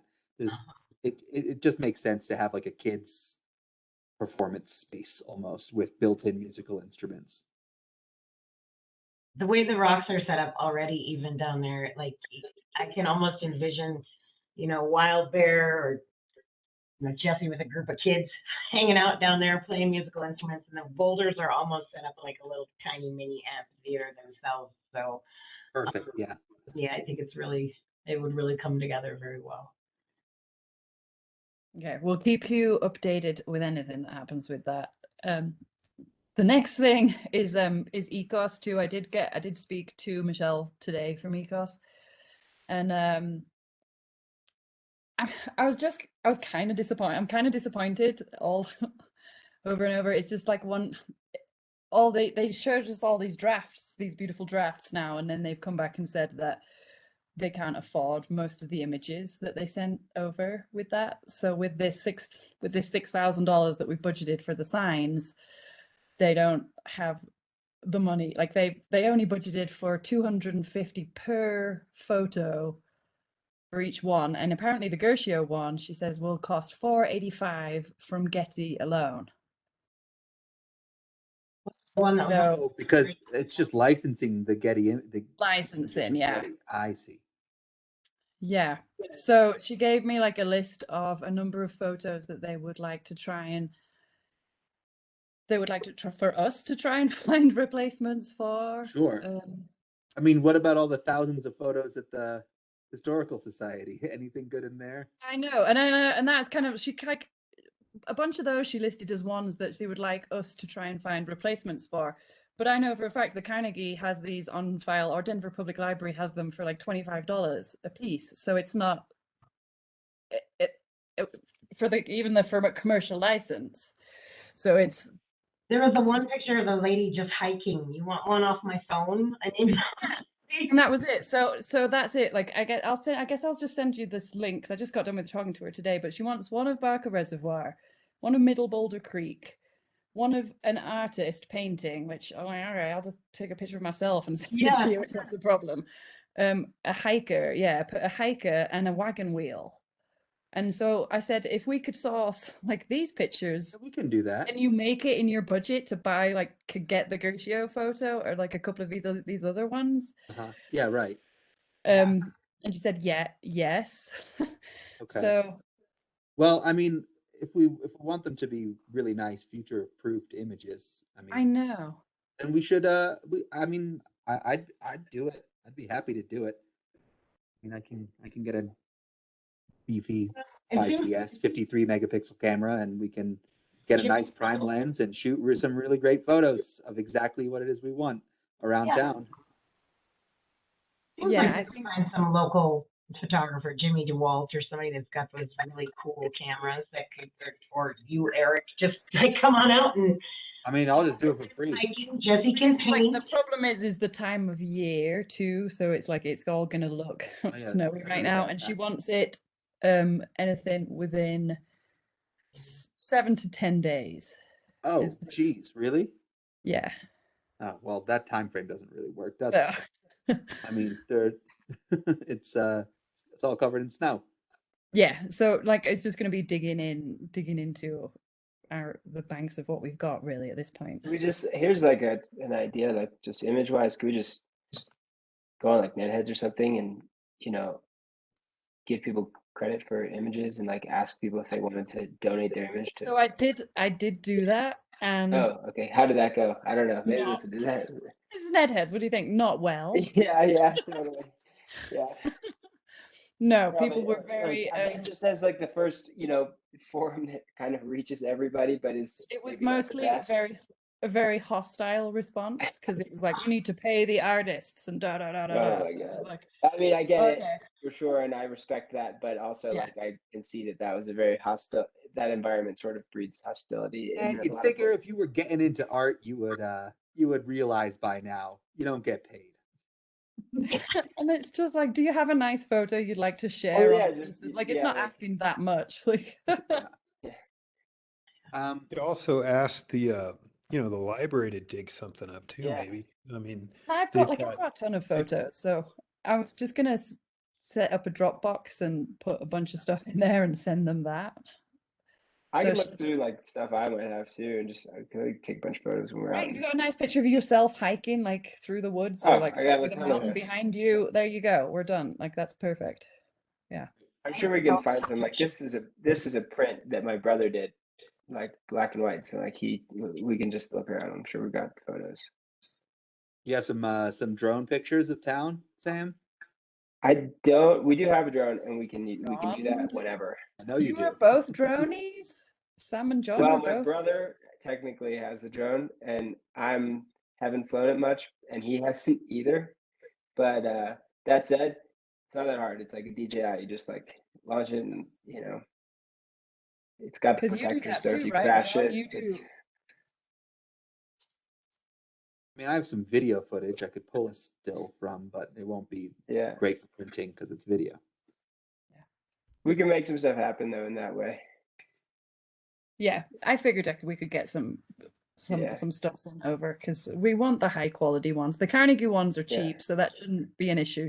They should be able to find that in their budget. But the 3 ones, you want somebody who's hiking. What were the other 2 things you wanted? Middle Boulder Creek. Okay. So that could just be any creek, technically. Like, who's gonna know? But are we thinking like the bridge, or the one she had it just looked like a little creek with some trees on either side. Like, you couldn't tell where it was. It was just talking about where Midland's water is from. Somebody hiking Middle Boulder Creek. What was the other? An artist doing artsy things, and then the hiker, you got that one, and wagon wheel, or a pioneer-y old thing. So I'm going to send her some pictures of like the steam shovel too, and like some old rusty things. And then any of Barker Res too, because she's like, we don't have this one either. These are all Flickr. And that was just a standard shot from the dam to Nederland. I was like, well, everyone's you could got, like just stop everyone's got anybody that shot. who's, just like stop anybody who's stopped there and be like, hey, would you like to share your image with the town of Nederland? It's like, Yeah, so I have a few of those. So cool. What they do it, their name will be on the, on the informational sign there for life. They'll be known forever. I mean, I'm sorry to town staff, but I did express my disappointment with her about the process and about how we've got to this point, and this is still, we're still scrambling for images at this stage in the game. So, my life, everything is negative. Now this. Yeah. I totally agree, Jesse. I'm glad it seems like the budget should cover these costs. So I be upfront, I just kind of feel like even like that site plan group who did our site plan, same thing. It was like, oh no, we hit the budget now, and it's like, well, you haven't given us everything. We've reduced this from 3 signs at 2,000 each. We reduced it to 2 signs for 3,000 each. We reduced it again so that we'll provide the bases, and now we're reducing it again with the images. I was kind of frustrated with her today. So. Bummer. But we'll get it done. We're inching along. I have just super quick, we're now attorney to attorney when it comes to the IGA, because I had Jennifer look over it and she said it's so unbelievably one-sided, which we already knew.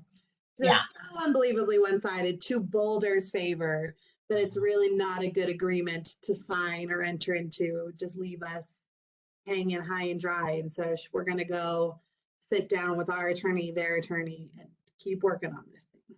Oh, so is the restrooms just on hold? Kind of, yeah. Supposed to be a different plan altogether, weren't they? I thought it's all part of this. They won't build those restaurants without this plan. Unbelievable. They promised us those bathrooms since 2007. Yeah, Jennifer just feels like it's kind of we could sign it, but we basically have no rights in this at all. It's basically Boulder dictates what we do, where we do, when we do it, and Nederland. And we have to take their trash and clean their bathrooms. So Nederland just deals with it. So we're going to keep working on it, but there's nothing, not great as it stands right now. All right. Yeah, thank you for working on that. Yeah. So keep it posted on that. Okay, so I think that is it for Barker updates. Ongoing. Sam, do you have any bike park? I do. I had a great chat with Nikki. Miranda connected us, and it was the first time I had met Nikki, and I was like, she's just super energetic and like psyched, and knows the ins and outs too, which seems like super helpful. And so it was just a super positive call. And then we are gonna go on sometime after March 15th. Basically, Nikki is busy with Frozen Dead Guy Days, and kind of there's a lot going on that you're getting ramped up with and making things happen. And so we're gonna go in March, and that's also when Jesse Sievers gets back from Mexico. So he's been a little bit he put together a video just showing some different spots, which was great, that we had talked about, and he and I had, that we could potentially share. But at this point, we're not nailed down with the different options from just being really clear at where could we put this, and then bringing it on a more public level. So the idea is that in March, we get really clear, here's our options, here's where we could put this. And then one of the concerns as well, and it's a totally valid concern and important to recognize, is that if we cut down some trees near the ice rink, it shortens the ice rink season, depending on where those trees are cut down. So we want to be really careful about that. Nikki had some great ideas of other places we could put the pump track component of it, and also some of the more downhill oriented parts. So basically what's going to happen is in March, we're going to go and have a look and get some stuff on a map. And that way we can go, okay, here are the options. And then we'll plan public I'm going to use that word again. I got to look at it to remind myself. Charrette.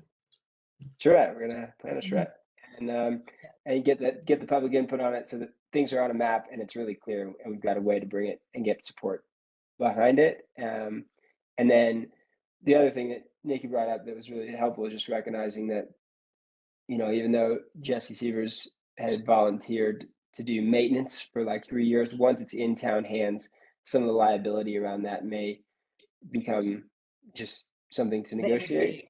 Contracted as like a volunteer instead. And so I'm not sure exactly how that would work, but that was just, Nikki brought that up, and it's like a thing to be aware of and address and understand better. Nikki, you might be able to speak to like the nuance there. We can't it may let, not be necessary right now.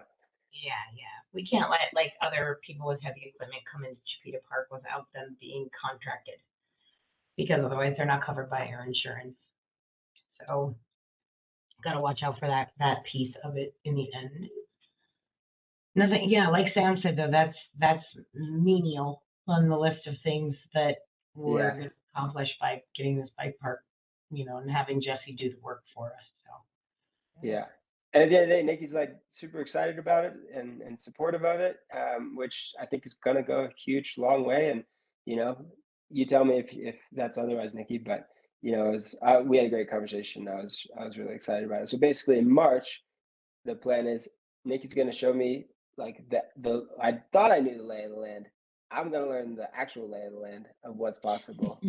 And then we're going to put it on a map, and I'm just going to bring a watch, a GPX watch that I use for like running or whatever, and wear it when we walk it. And that way I can just upload it to a map and print it.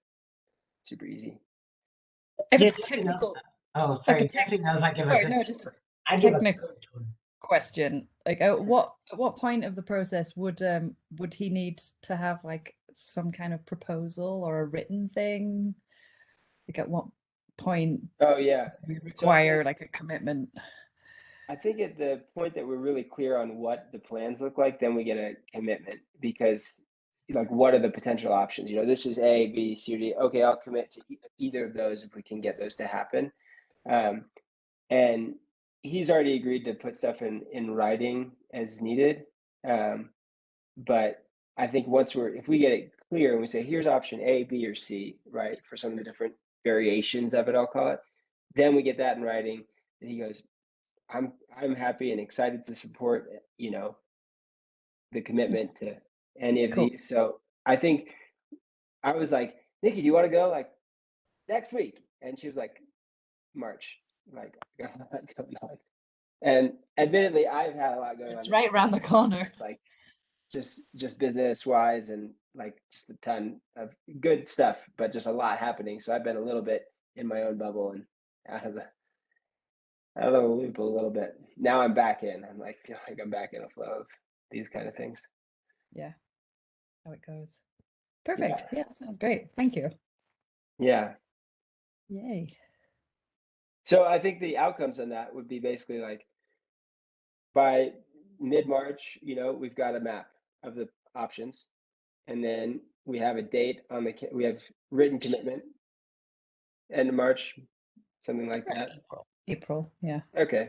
I'm going to shoot internally for mid-March and then probably April. You're Frozen Dead Go Days is at the 18th, I think. So it's yeah. Well, I think a lot of that can be just like me doing that stuff, you know, and like put a map together. And then after Frozen Dead Guys Days, we can do the public park. And then I think what would be awesome, and I know that Jesse Sievers is on board for it, is see if like this summer we could make it happen early summer so that it can be used. So this is kind of falling into the April-May timeline that we were talking about, trying to do a big volunteer youth drive to have them come to the April or May meeting anyway. So I feel like that would tie in nicely. Cool. Yeah. I like that. For either April or May, just to get some stakeholders. Yeah. I like that idea. And then also, there was another update. I went and talked to like the folks at Tin Shed, kind of NATO crew. And they were like, hey, this sounds rad. We're super excited about this thing. And we would be more than happy to organize some trail days to finish off, like put the finishing touches on things. If a lot of the big work is getting done already, we can come out. and like make it really great for the riding. Awesome. Great. Thank you for keeping moving with that, Sam. Yeah, I've been like kind of tunnel vision on that one thing to try and That's make what it it happen. takes. Honestly, these things like they take that and like champion in a lot of focus. So yay. Sweet.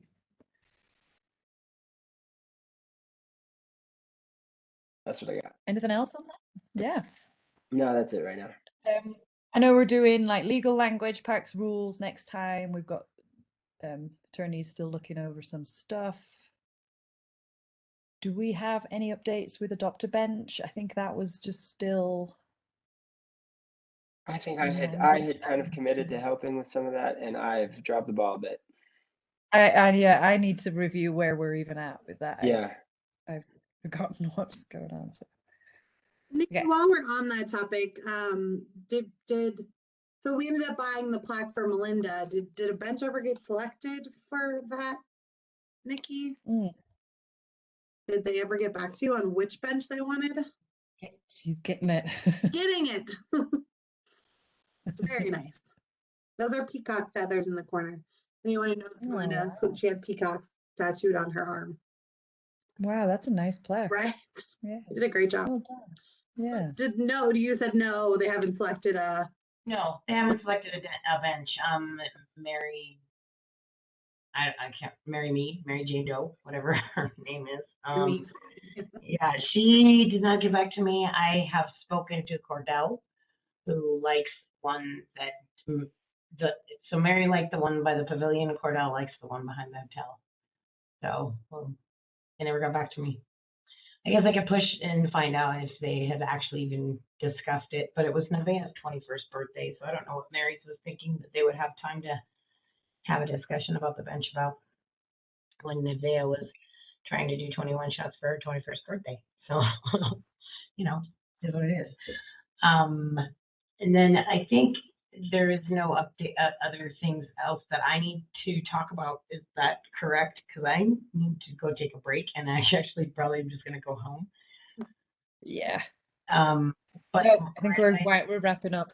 Yeah, I'm certain, Miranda, that you and I will end up talking about parking in another manner besides tonight here as well. Well, I know we're getting late, and so and we don't have our full group.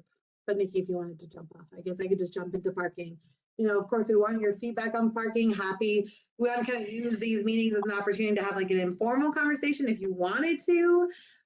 If we didn't, I guess I'd love to maybe connect with each one of you one-on-one to get your thoughts, just after you've had a chance to look at the survey, because we are trying to get as much information as we can about like, what are the challenges you see with Central District parking? What are some possible solutions that you might see for the Central Business District? And just a reminder, Central Business District is really 1st, 2nd, 3rd Street downtown, kind of moves into Town Hall, Visitor Center parking area, and that's really about it. That's kind of the stretch. Of course, we'll look at broader areas later, but that's really the stretch we're focused on right now. But I know you've been at it for a few hours, so I'm happy to do this in whatever format makes sense, but I would love to at least connect with each of you, whether do it via email or phone, to get your thoughts.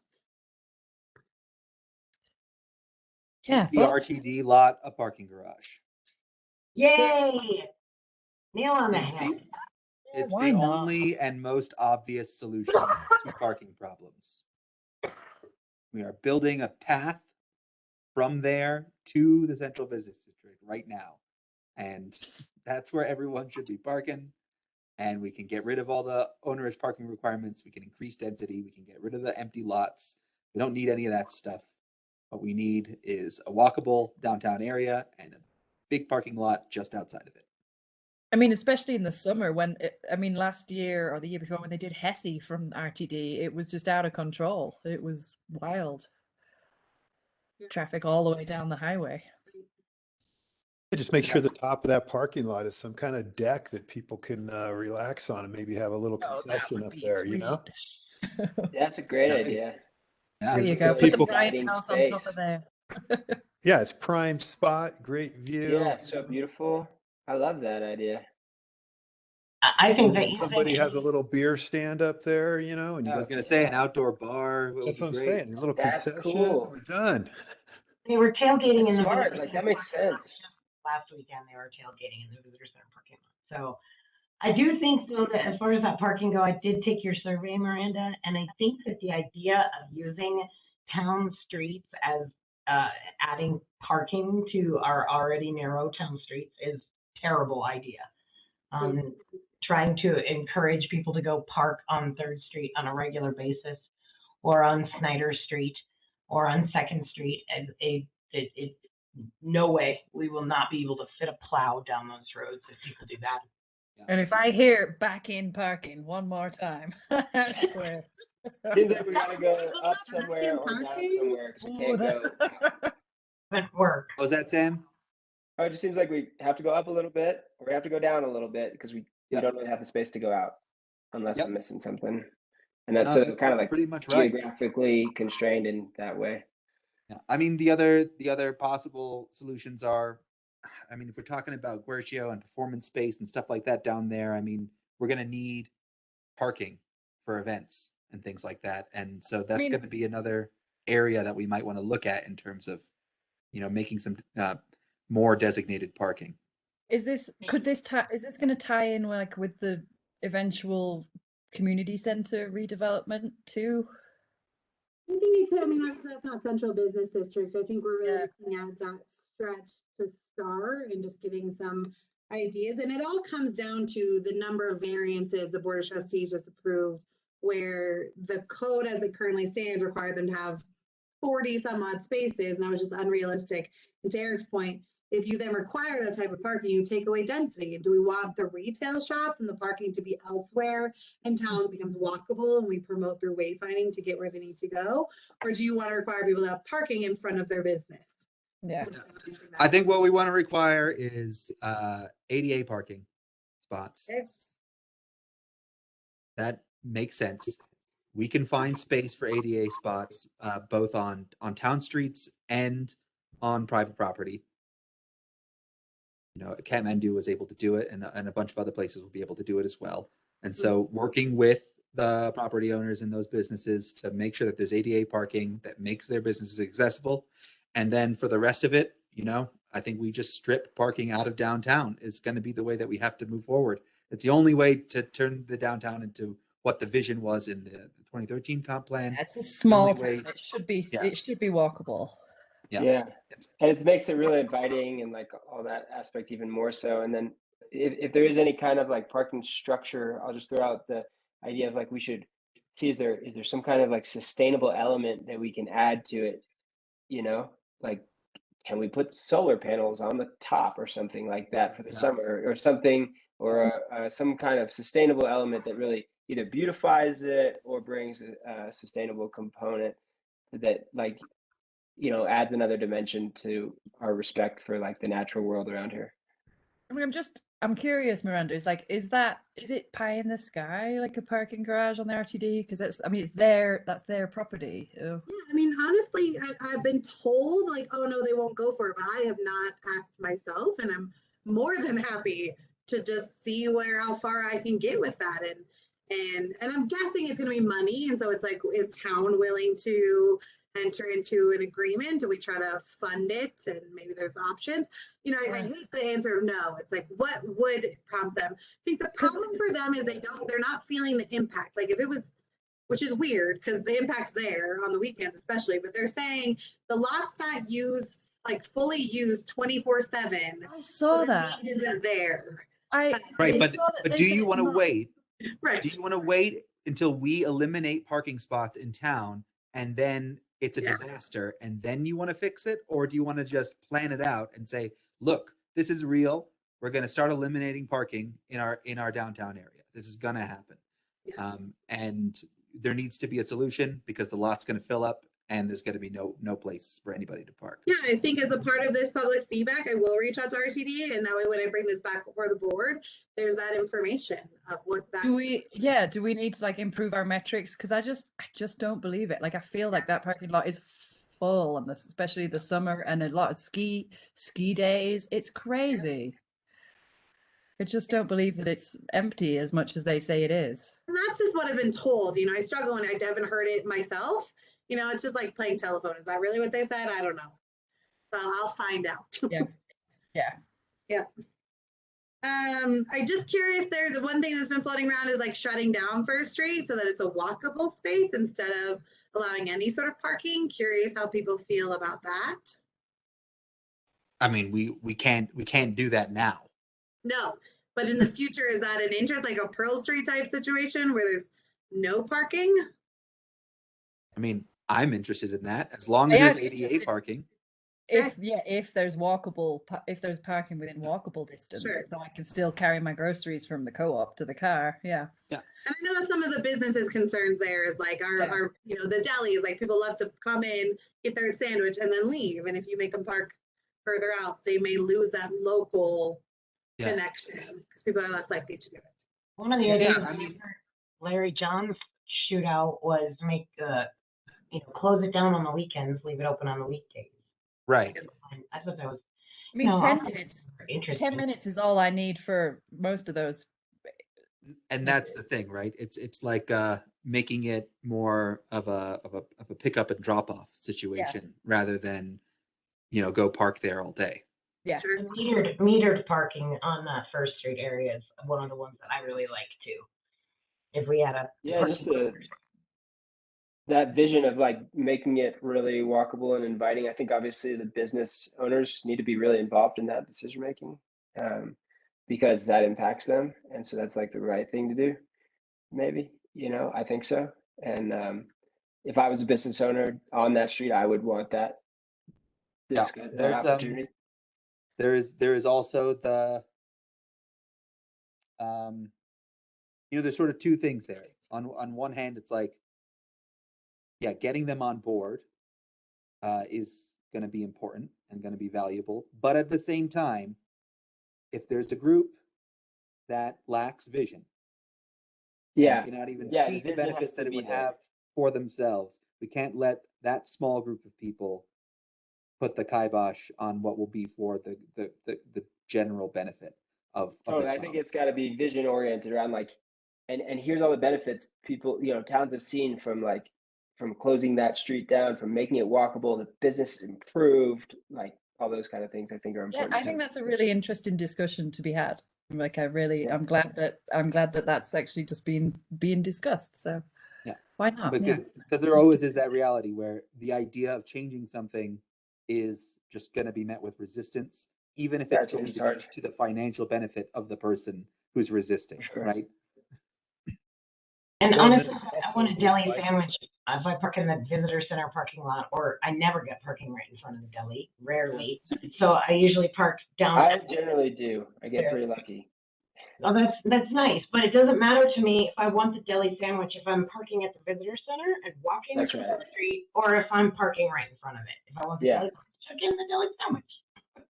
And there's the parking that's just on the other side of like Decent Bagel, kind of that area. Wrong. I don't know what to go to, it's pretty convenient. If they does he have driving plans? Yeah, go ahead, Sean. Yeah, I was just saying, if it's like, if we ultimately get to this no driving situation, which is fine, but I think the bicycling should still be allowed to come in there, right? So it's not just pet only, because, you know, that people do want to buy stuff, they throw it on their bike, and that's a big draw is biking. Oh, 100%. Yeah, I think that's one big difference between anything that would be up here and then Pearl Street is bikes and pets are always going to be everywhere. I forgot about that aspect of Pearl Street, and admittedly, I bring our dog on Pearl Street sometimes. We won't tell anyone. That's on the public record. We won't release this to anyone. Just the whole world. Right? We're gonna send it off to the Pearl Street Police. Go for it. Our dog's registered too, so it'll be easy to find us. We both got it. Okay. Well, if you haven't taken the survey, take the survey. This will not be the last time we do this. I anticipate a few more rounds because parking is huge, and that's just a little sliver of the whole Yeah. town. I mean, I do think if we do metered parking on First Street, that the first 15 minutes should be free. Yeah. You know, ironically, I did bring up parking to youth, just a fun factoid. They are all about metered parking. And I think it's because they grew up with it. Like, I like free parking, of course, I'll go find it. But they, like, that's Boulder to them. Like, that's their whole life. And so they are oddly very in favor of metered parking. Weird. I do suppose when it's your normal and you just kind of don't know different, then it's That's what I thought. I was like, this is oh, well, clearly that's just your what it is. norm. But their argument is Yeah. metered parking and is getting enough funding to then pay for a meter technician or meter like person, and then also offsetting, you know, having a traffic control off, you know, traffic and parking officer to be offset by tickets. It was very interesting to hear their mind, because obviously that's charging fees galore, but then to offset, you know, the fees to be applied then to the personnel Yeah, I needed. gotta say, like, I'm never a big like unnecessary fees person, but It's an interesting thing that came out of Youth Advisory Board. It was not expected. Yeah. They think differently. So Yeah, but at the same time, you know, we don't want to create a situation where we only have the job because we have the fees to pay for somebody. yeah. Agreed. There should be like a positive community benefit or cultural benefit exactly. to the outcome. Agreed. I talked with the youth again tomorrow. I'll see if their minds have changed. I just thought it was really interesting, because I would say That's really that's not very popular amongst a lot of our community. Yeah. Yeah, but what we really need to stop is people who might be parking there to go skiing. Yeah. You know, that it's that kind of stuff that's really a problem, and I don't see any other way other than metered parking to manage that. I don't see another solution. Well, I do see like the life that is brought when you take cars out of the equation. You can just walk like all over the street, you know, type of thing. That's pretty amazing. Nikki, thank you for being here. Yay, thank you, Nikki. Yeah, so I mean, happy to keep talking about it, but otherwise I would say please do the survey. Please email me when you're like late night thinking about this. You're like, I should have told her. Send me an email. We'll gather all the data. We'll bring it back to the Board of Trustees at March 15th. It gets a little funky there though, because then we've got the election and a changeover in board, and so it probably won't get picked up again until May. But at least we'll get some preliminary data out there. That preliminary data then will be released back to you for additional feedback after you see how the community responds. So we've got plenty more to come of this, but you will see the results from those surveys as well as my conversations with people. Well, thank you for looking into this, because parking and traffic is just a huge issue for Nederland in the future. Really, So. Trustee Corville and Trustee Danforth who got it rolling, so we're just taking it from there. But yeah, so I will bring the results back to, I'd like to bring Jesse the results back to the March meeting and put it on that agenda again, just so we could then have even a more robust conversation about what was the outcome of that survey. Yeah, that sounds good. Cool. All right. That sounds good to me. We've done a lot. We've covered a lot. We've got our homework. Anything other business? I think just it sounds like maybe Ari wants to be your alternate. I don't know.